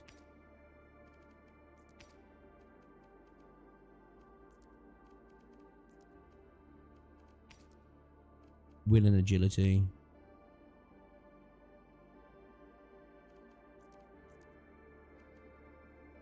Base can be intimidating, not gonna lie, but once you get into it, it's hard to stop. I'm probably gonna be in the same situation you, where you'll get in the zone too. Yeah. I just, like I say, because I've not been able to play the game much recently because of everything that's been going on. When I've been getting on stream and playing it, I've been just wanting to bash through the content as much as I can because my time's just been limited. But yeah, I think I was planning to try and get back on tonight. If I don't, I might just have a little play about with my base and get it all in order tonight. And I do need to get a video sorted though for tomorrow, or maybe even tonight actually. And then I don't know what to do tomorrow, man. Like, the plan was to play some Arknights tomorrow, but I'm kind of tempted to play this again tomorrow. And then it's, what day is it today, chat? What day is it today? Yeah, that's why I'm crafting these, because I can only craft one at the minute. I'm just deciding who to make for first. The wind never stops. I've lost track of the days this week. I really have. Just choose it. Is it Wednesday today? Is it? Stay sunny for this day as well, Professor.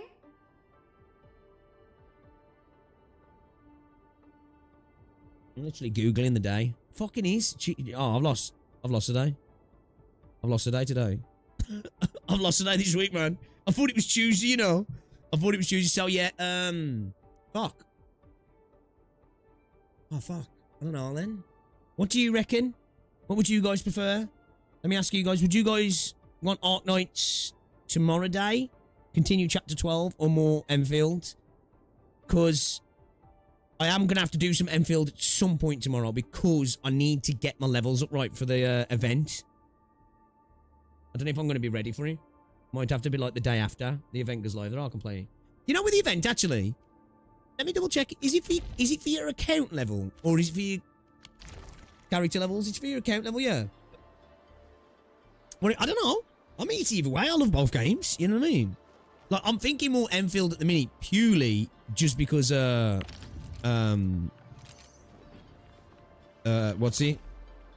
I could do with more Ferrium, couldn't I, really? Ferrium's going a bit slower, isn't he?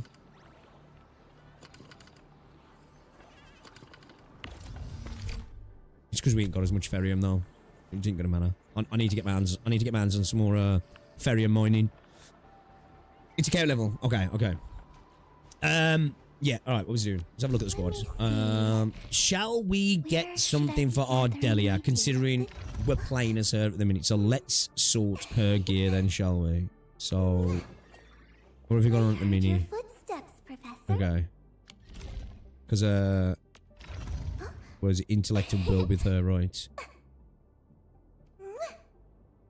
Stay sunny. Okay. Okie dokie. What we got then? Will and agility. Intellect and strength. Agility and intellect. Strength and agility. Have I got no intellect and will? Will and intellect gloves. Will and agility. So it looks...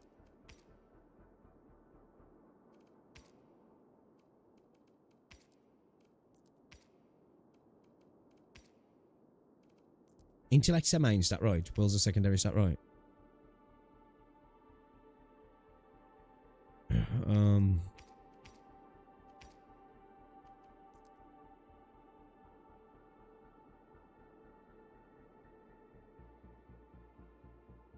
Oh, he's a 4-hour maintenance tomorrow. Oh, right then, shit. Yeah, I guess, I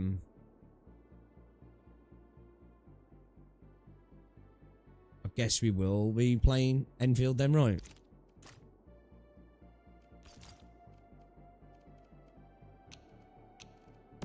I guess we will, right?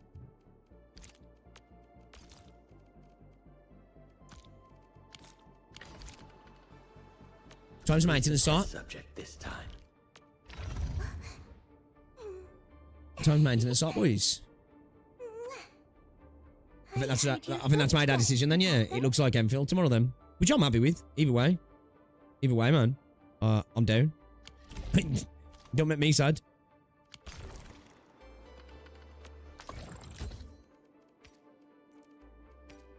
I guess we'll grab this intellect and strength then, yeah.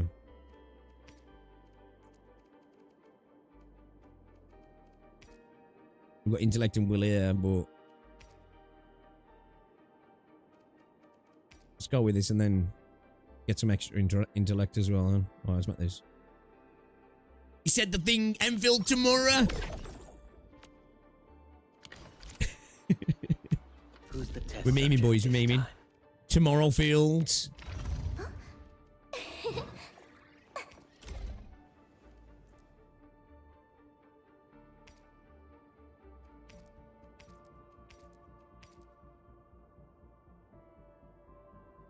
To 591, 52, 83. Lose a bit of will. Gaining a bit of main stat though. Treatment received bonus is down a bit though. By nearly 2%. We're not gaining defense though, so it's kind of a payoff, I guess, right? Let's get ourselves some more will. Really dangerous. We want some more will, We right? must make sure we're properly protected. Because does that healing scale off will now?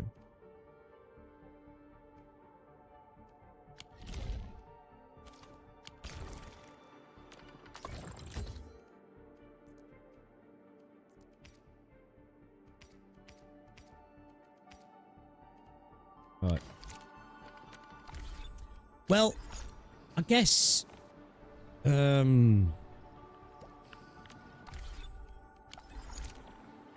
think let's just carry on. I think we should be alright. We should be alright, you know?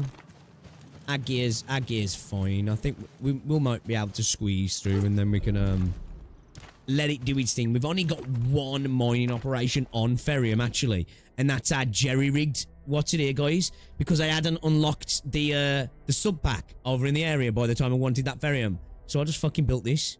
I just built this, man. Look, I've ran a ghetto power rig straight through the base. Look. I was like, fuck it. I need those mining spots, and I haven't got the sub pack yet. So fuck it, man.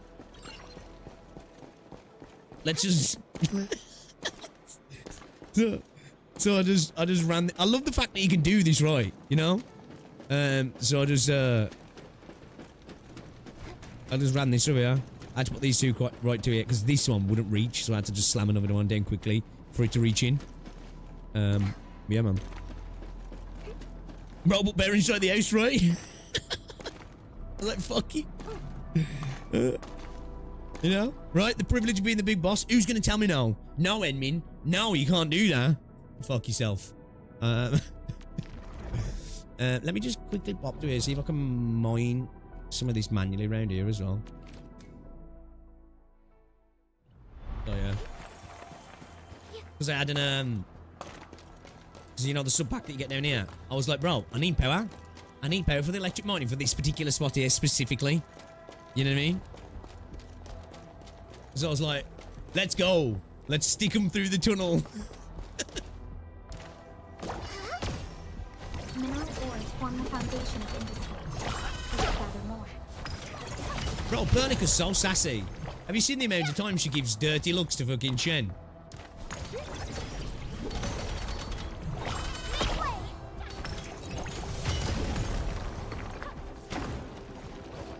The game could easily restrict that sort of stuff though, couldn't it? And he doesn't, so I really like that idea. A little bit of freedom and stuff.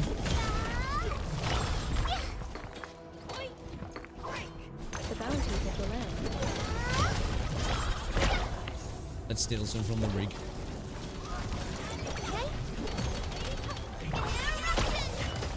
Mineral ores form the foundation of industry. We should gather more.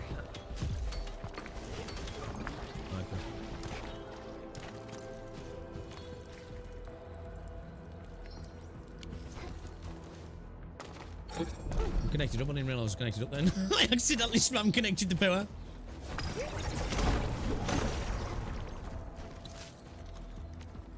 Okie dokie. Alright, let's just hop back with that little bit of extra we got there as well then. Top up. Top up. Think you can do that in the previous bait? Yeah, I don't remember doing that. I don't remember doing it.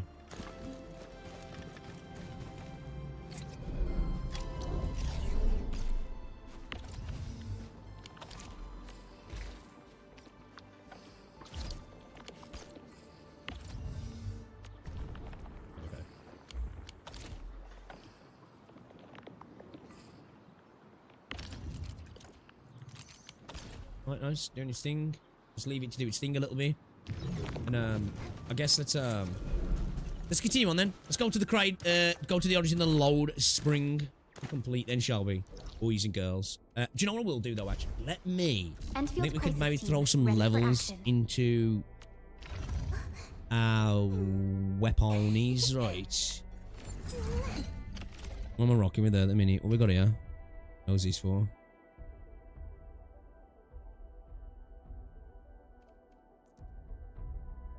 What does this give us? Intellect boost. Oh shit. Secondary attribute. The wielder consumes corrosion. Target enemy suffers arts damage.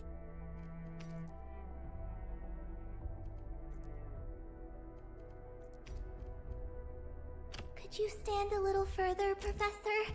I don't want to hurt you by accident. Didn't even know I got this. Didn't even know I got this. Not gonna lie. I didn't even know. Did you get this in the dailies? I didn't even notice I fucking got this shit. Shit, we need some Calconix. Okay.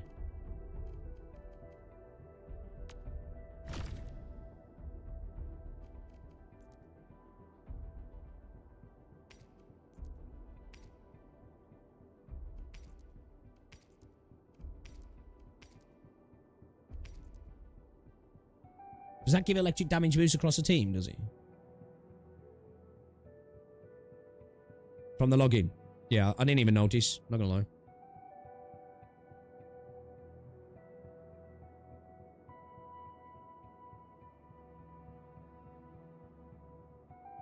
When am I doing the salvage? I think I can do it now, right? I might do it after this mission.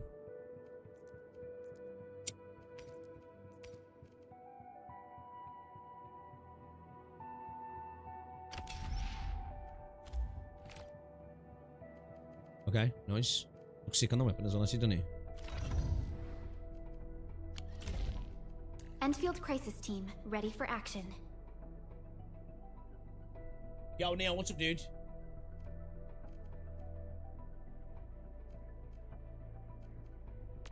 Prepped Welcome and ready to the go. stream, Squire. How's it going? Look at that there. Let's give the weapons, give everybody a bit of levels on the Operator weapons, yeah. Protocol, standing by. I ain't got the mats, have I? Rare mining sites. I think we need to go get some of this, man. Yeah, let's go get some of this. We can level up some of our weapons. Yeah. He done trigger when it's not lit up right, yeah. Being old and surly, you. I'm not too bad. I'm better than yesterday. My power hasn't gone out today. So that's, I guess, a positive, right? Set of intel. We've had no stream issues as well, so, you know. The bounties have Could be been- worse. Could be worse as well.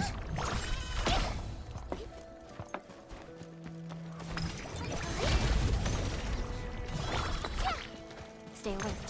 This hostile poses a significant threat.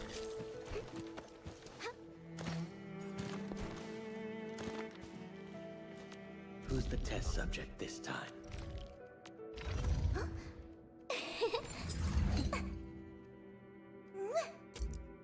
Stay sunny for this day as well, Professor.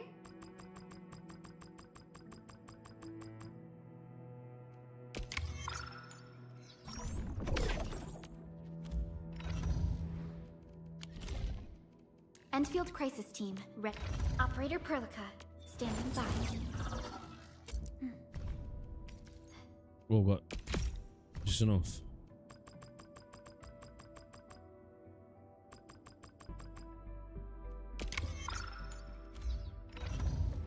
Hold up.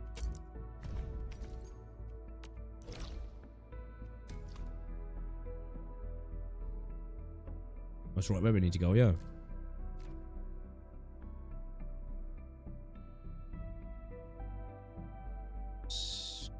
Alright, fuck it. Let's just go do this. And we'll get those leveled up. I think we should be alright. We'll see if not. If not, then we'll have to do some farming. Do some farming.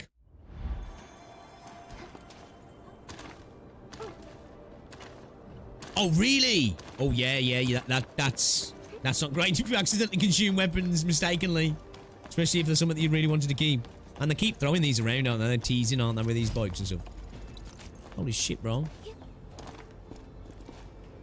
What can happen to that?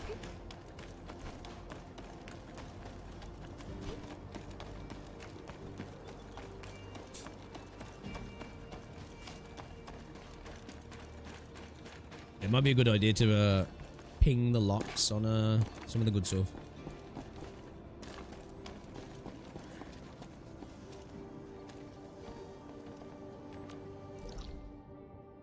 I'm going the way.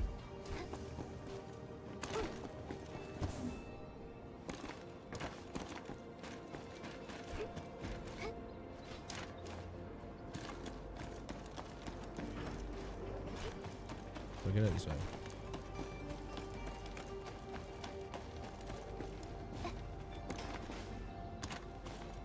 Oh, there's an invisible fucking wall on it.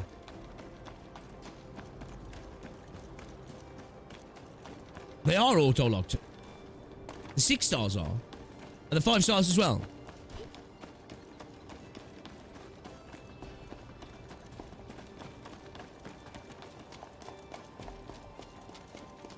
I like that they do as well, like Zenless.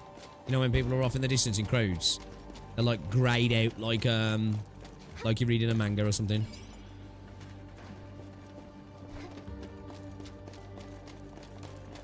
Yeah, I didn't know, The wind never stops. 6 stars are right. Neither will I. Because hers was just, when I looked at it, the 6-star weapon was.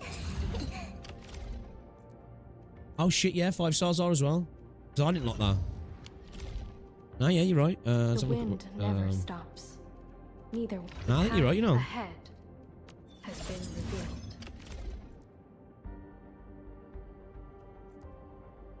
Yeah.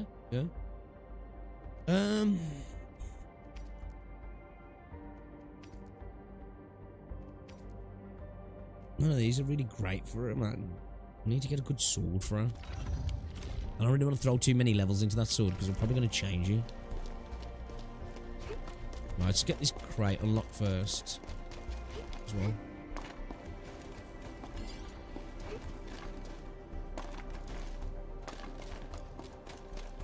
Ah, there's the other one. Maybe they'd unlocked it and forgot, maybe.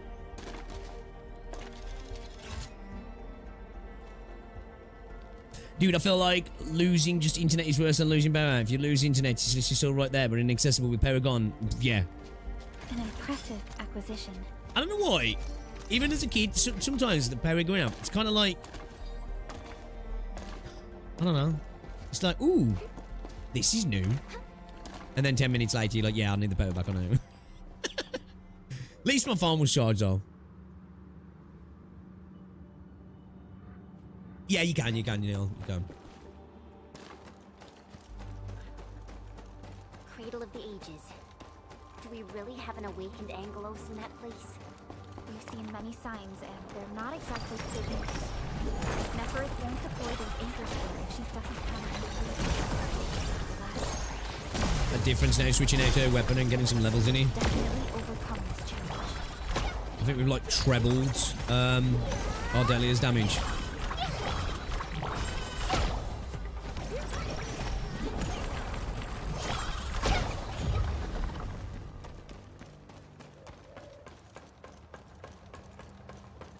One night the power went off for so long we had to use candles to move around the house. Yeah, I remember that happening as a kid, man, a couple of times. I think it's better to park Tata here before we figure out what's going on inside.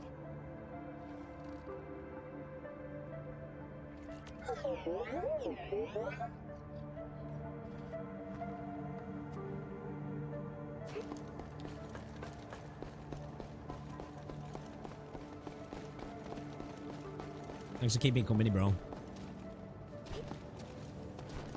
Collections are looking good. I didn't expect this. The stump of the Great Oak turned out to be a huge hollowed area. These originium formations seem incredibly ordered. There is a sense of bizarre beauty to them.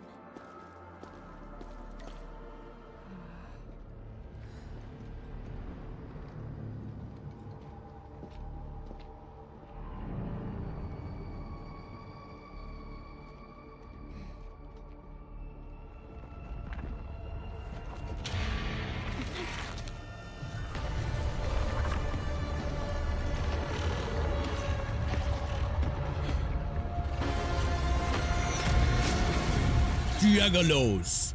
Is it triangulos? Yeah. Because it's not aggro. Did the anchors weight this big thing? An amalgamation of giant ankyloid remains. Tackle it carefully.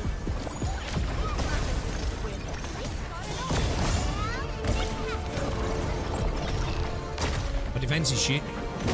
That's for sure. Victory electrified.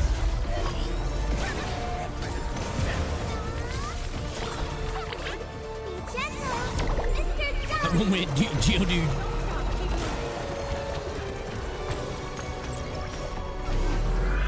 It's making a major move! Try to interrupt it! I would have had SP!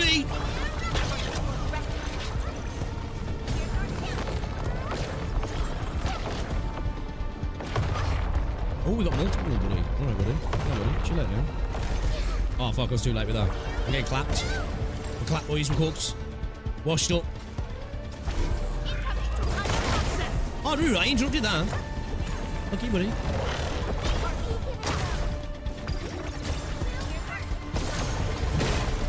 Command Sail 7, annihilate!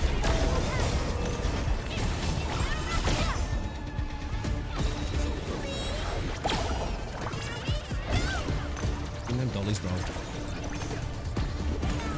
Like a flash, it struck. I ain't got time to fuck around with you, mate.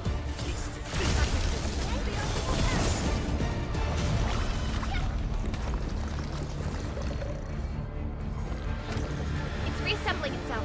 The color of its halo has changed too. Careful. Oh, shit. Tough one. Quick, get to the sapling. Flash Where is he? down sharply. Oh, man, I'm as far away as I can possibly get. Are you kidding me? As far as where I can possibly be. Deal with its minions first. They're a pain.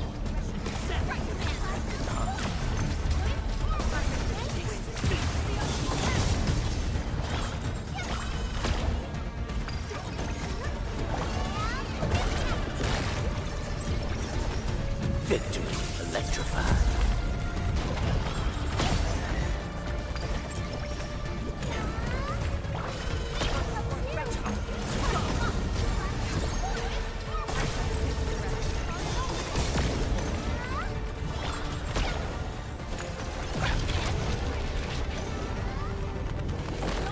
Keep moving.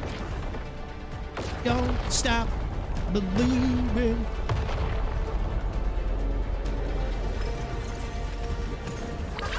Don't go too far, Mr. Dolly.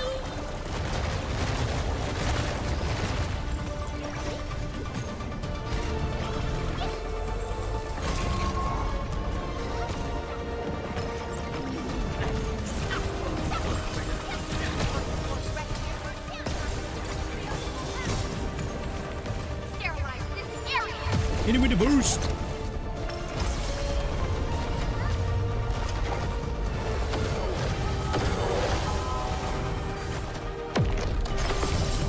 Man, the audio was so fucking good. I swear the audio's got better, right?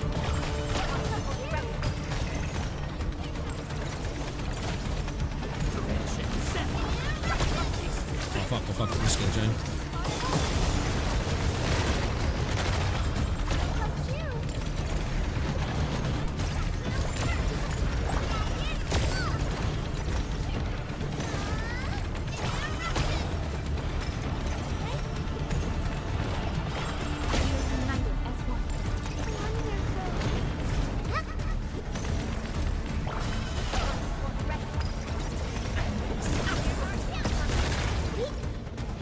Yeah.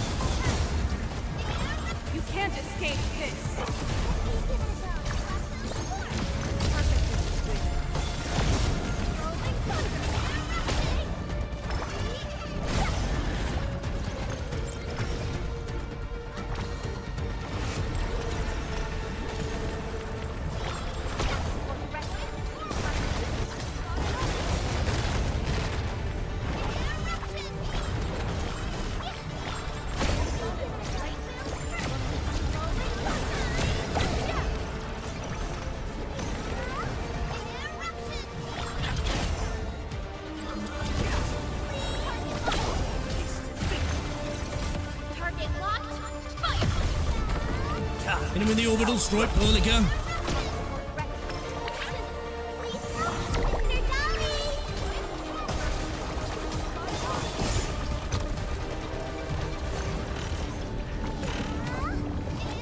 Again?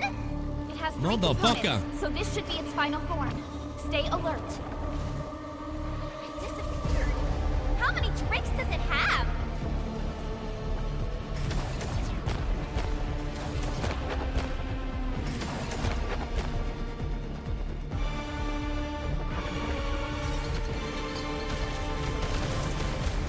Oh, stealth in the fuck out.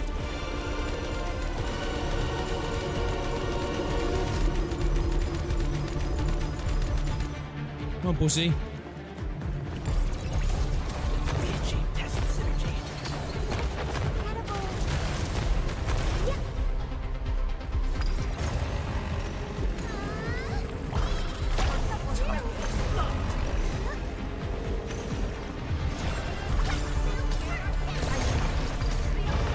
Come here. Oh, shit.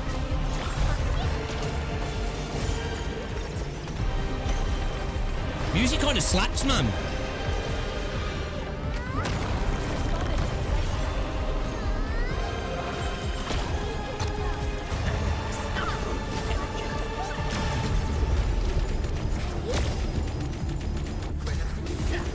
Oh, fuck. Come on, buddy.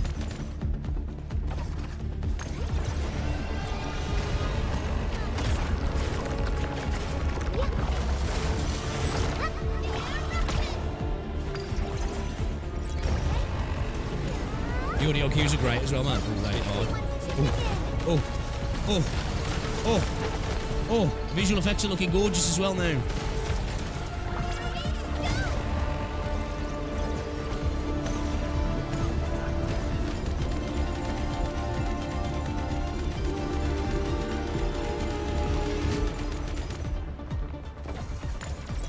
Stop laying the smack down on bro, man. Stop fucking running, bitch.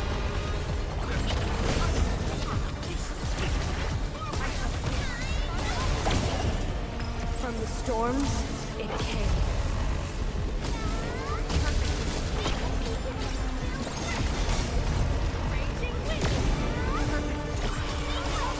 Sterilize this area. I'm gonna lamp his ass. Come on, pussy. Would you like me now? Don't stop. Keep moving.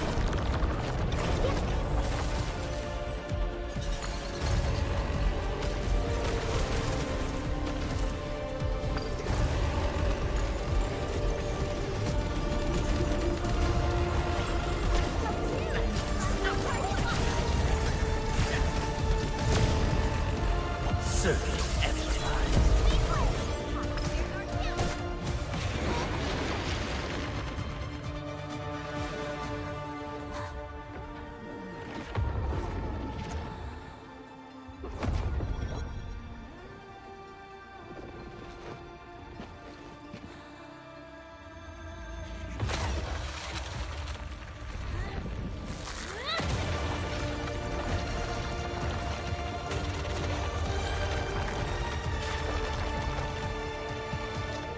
Yeah, pussy. Man, why is Perlica so hot, bro? Like, she's so hot. Okay, let's see. We got saved by Chen. We didn't do it the other way around.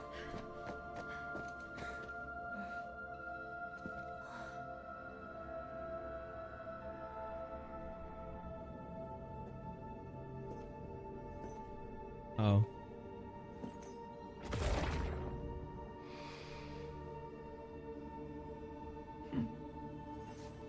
She's so fine. I can fix her. I can fix her.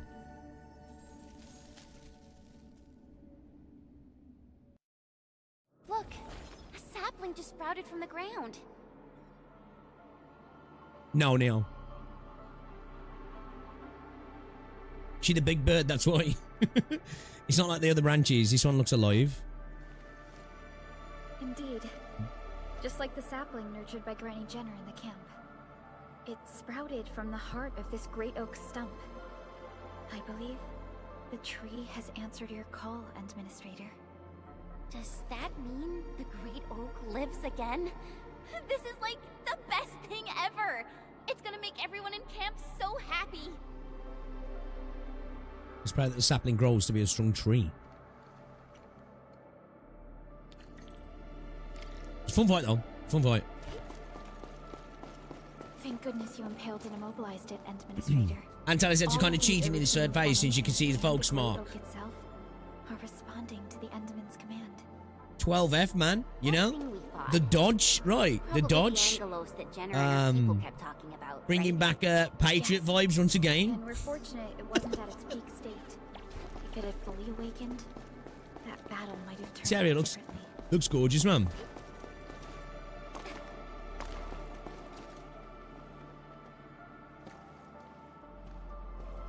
Environmental design's so good. Oh, can we come back here and fight him then, yeah? That looks like a level 80, though, right? And the skies look good. First time I've seen Iridium in 3D in the first beta, yeah. It's cool, isn't it, seeing all this sort of stuff, like? It's like, ugh, I don't know how they do it. Even if they do it in some sort of flashback, man. I just want to see a Steam night. I just want to see a Steam night, man. I don't care how they do it. Just do it for me. Lighting's looking really good. Lighting's looking really good. These Originium formations look really natural. Someone must have excavated this tunnel, but it has been neglected for years. Nearby Originium naturally grew into the empty space.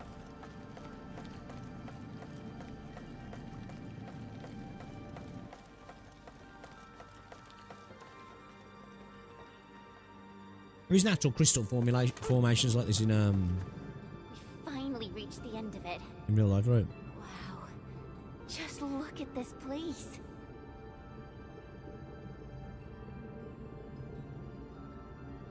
You like certainty, Neil. Very beautiful indeed. According to the earlier records, these formations were probably created during that explosion. It was the only option they had. It left a wound that never healed, even to this day. Simply unimaginable. To think that such resplendent beauty lies Originium beneath the dust? scar. I guess fate brought everything together. After all these years, this place has returned to what it looked like before the Originium Oak. No one could have foreseen this. Endman, your past self left a choice here. That past self probably did not realize that. After all these Endman's such a years, gremlin. the same choice would create a path for us. I would really like it if we got some skins for the Endmin though as well. And I know a lot of people will probably stop using the Endmin post-launch, but it depends on how they, if they do like a Genshin slash Weaver thing, right, where they get new abilities. Just... Well, nothing much, I guess. Let's get moving, Endman.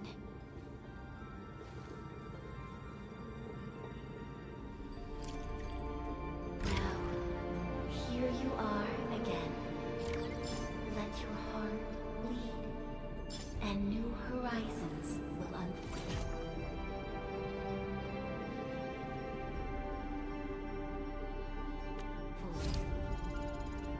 Go. Complete the trial that's yours. Who's that?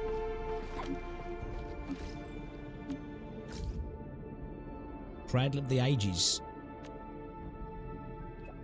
I mean, you received a notice from UWST just updating you on the latest situation at the Cradle of the Ages. How is the situation?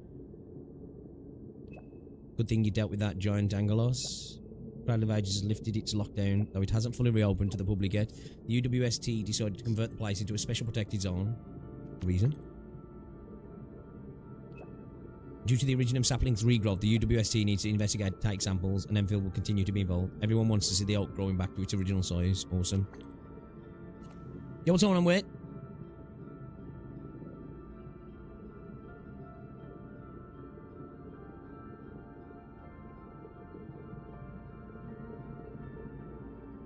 Yeah, Emin's really good for physical. Seen Snowshine team using Emin's crystals for damage buff. Can you use it with Elesh or him or whatever? You know, the enemy with Elesh as well. How's he going with it? Oh, is that me? Oh. Oh, okay. Get on Warframe, bitches. The update just dropped. Is it good, easy? I am planning to start Warframe, dude. I am actually planning to do it. Yeah, I think having a little gander at tease, I think he can really use her as well, can't he?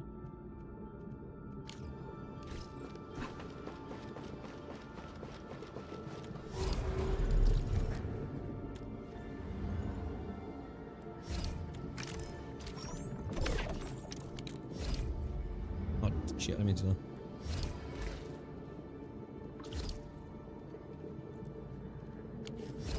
I burnt through some of those healing materials. Where should we go next? Boy! Little dodging all over the place now, lads. Endman, we're getting closer to Neferith. A terrible battle may be inevitable. We should be fully prepared before we approach the Landbreakers.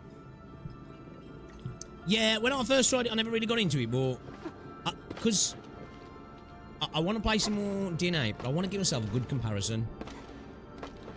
And there's been plenty of games that I've not been fans of when I've tried them, and then I've got into them at a later date.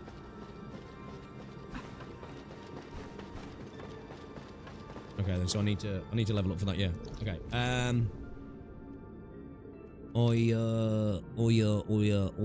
need.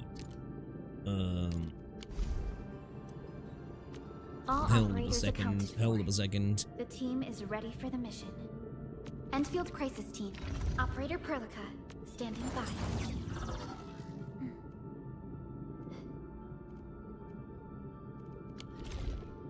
I bet, bro. What were you using on, bro, actually?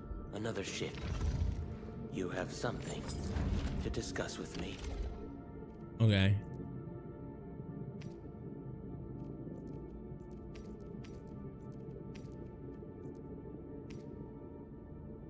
I was just gonna have to take this. I mean, well, just HP's above 80%.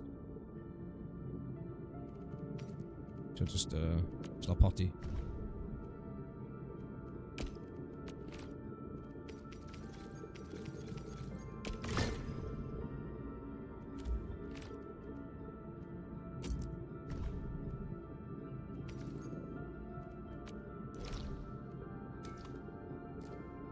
I don't even want to throw too many levels into this, though, because it's trash, right? And he's kind of doing all right at the moment. I don't think I'm going to bother, actually. All right. Thank you. Thank you.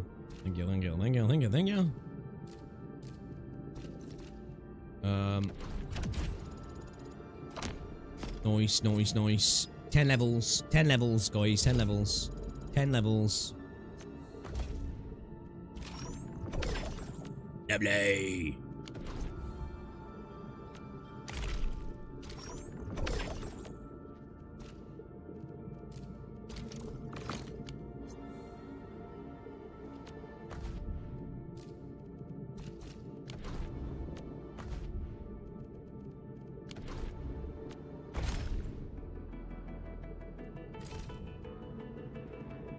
Scamba, come on.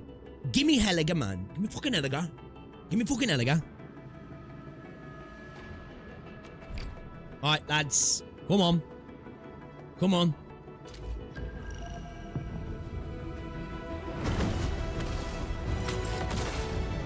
Shit. One 5-star again. Fuck, man. I don't know if I've got a pull where I've got more than one fucking 5-star in this whole game yet. Hopefully, I'm just saving all my good luck for the fucking game, right? Because my luck so far in this bait has been fucking shite. Why do I... Oxy 7... Captain!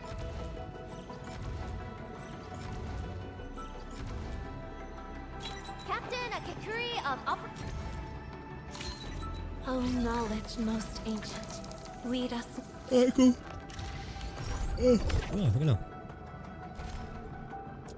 So yeah, what? So, to get the dossier, that's what we're 16 off, so we're at, what? 44 pulls. It's not great, is he? It's not great.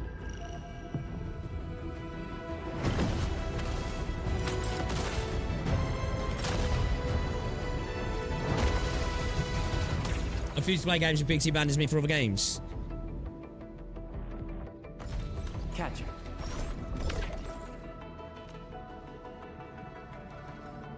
Should we just throw some singles in? Let's build pity, boys. Let's build pity.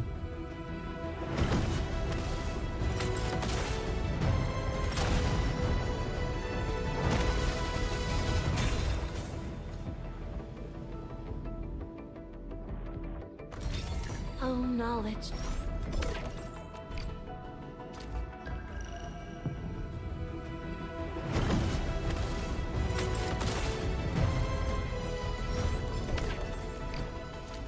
Singles in the big 2025.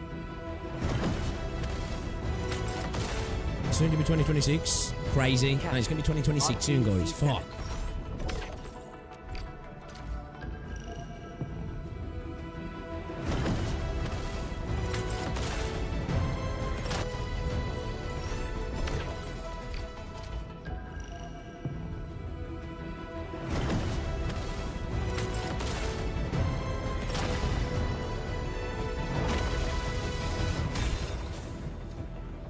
God, though, my game time is fucked for the next few weeks. Warframe update, we'll see Endfield, PS Tech test is going to be developed. Oh, did you get into it? Just to let you know, it's down. You can download it now. Give me any merc job, and as long as our contract stands.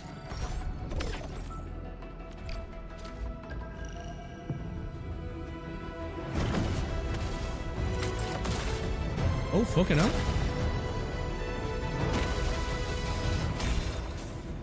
Singles are clutching up here.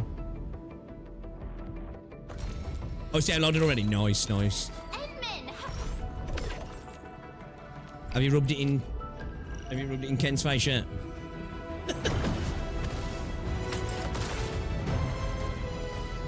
do I have...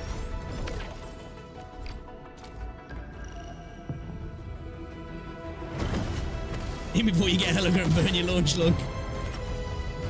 Oxy, 7 skirmish. 29th and Joe.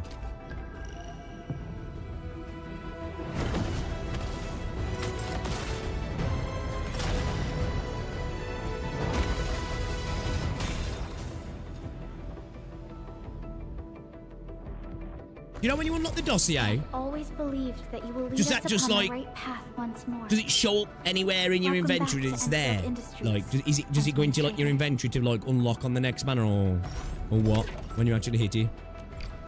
Obviously, I know it doesn't come until the next Then I might as well just use my what's it on top of pools till the next banner. But like, I was just curious if it like does it go into your inventory? Yeah, we were talking about this actually. Okay, nice one. We were talking about this where we think maybe they've decided to shorten the beta. Because this beta, unless it was a translation issue or they just misspoke or they were fibbing, they said it was going to be the longest beta. But it's not though, because we've had a beta of 32 days before, right? 32 days, sorry. I don't know if it was the last beta or the test. One of them anyway, right? It ran from the 16th till the 17th. So I'm assuming they shortened it now. There's a couple of reasons they could have. We've got a lot of feedback and they want to adjust some stuff. They want to get working because they've got a date in mind. So they want to get the focus off dealing with that and deal with that and get that sorted. Or they're in a position where they're like, right, we've got a bunch of feedback. This is stuff that we can easily fix. So we're good to go for a potential launch that might have been earlier than what they've announced. I would imagine they've got their date locked in. That probably wouldn't change, right? They just haven't made it public just yet, have they?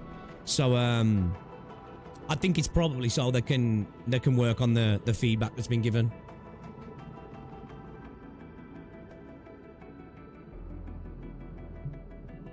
It gives you your stash, does it? Okay. Any news about the release date? Not yet, no. No. I don't think we'll... Either... When's the Game Awards? The 13th. I think we either find out at the Game Awards or we find out when the beta ends.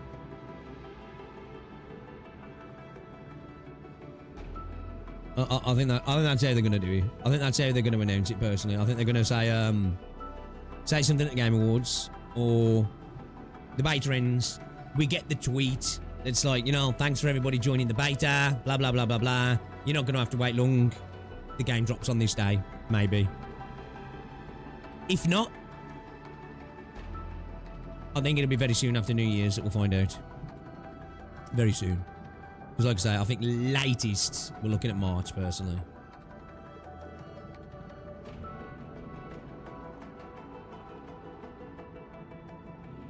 You get made too many ads for game veg release date.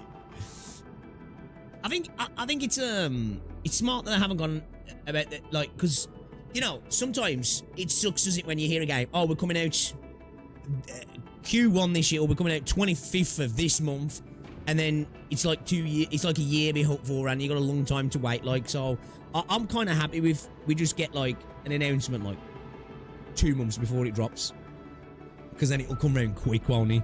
Do you know what I mean? It'll come round quick.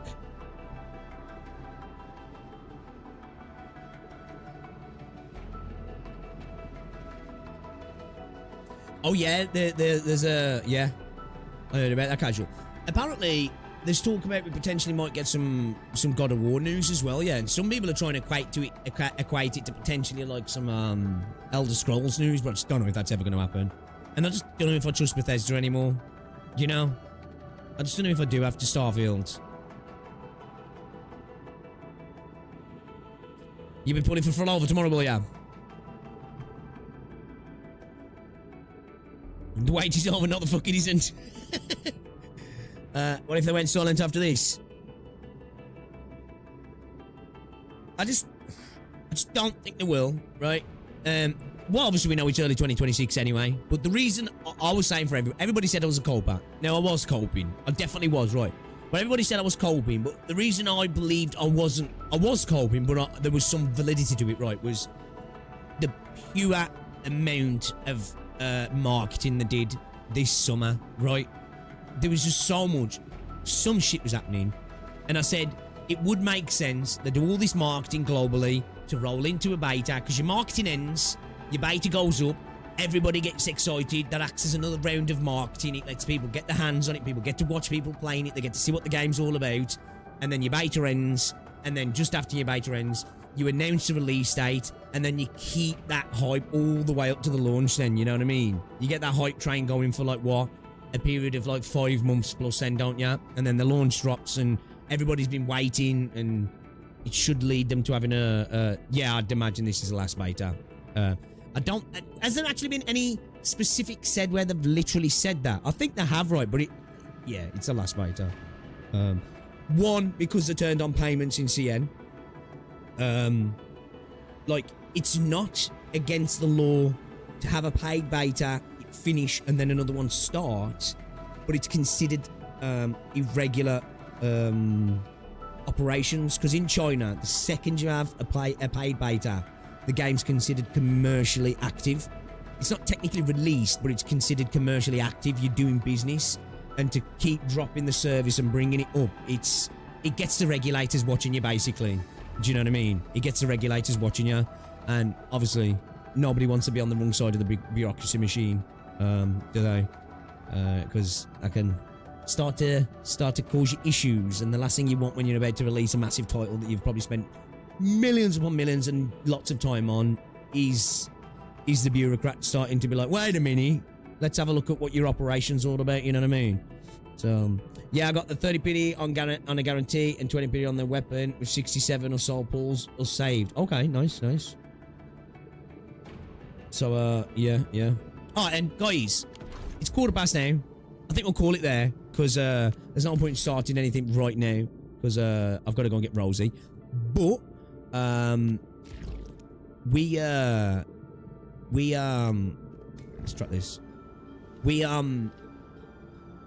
We'll be back tomorrow with some more Endfield, because obviously maintenance tomorrow for Arknights. So Friday, Arknights, new event, right? I believe. New event.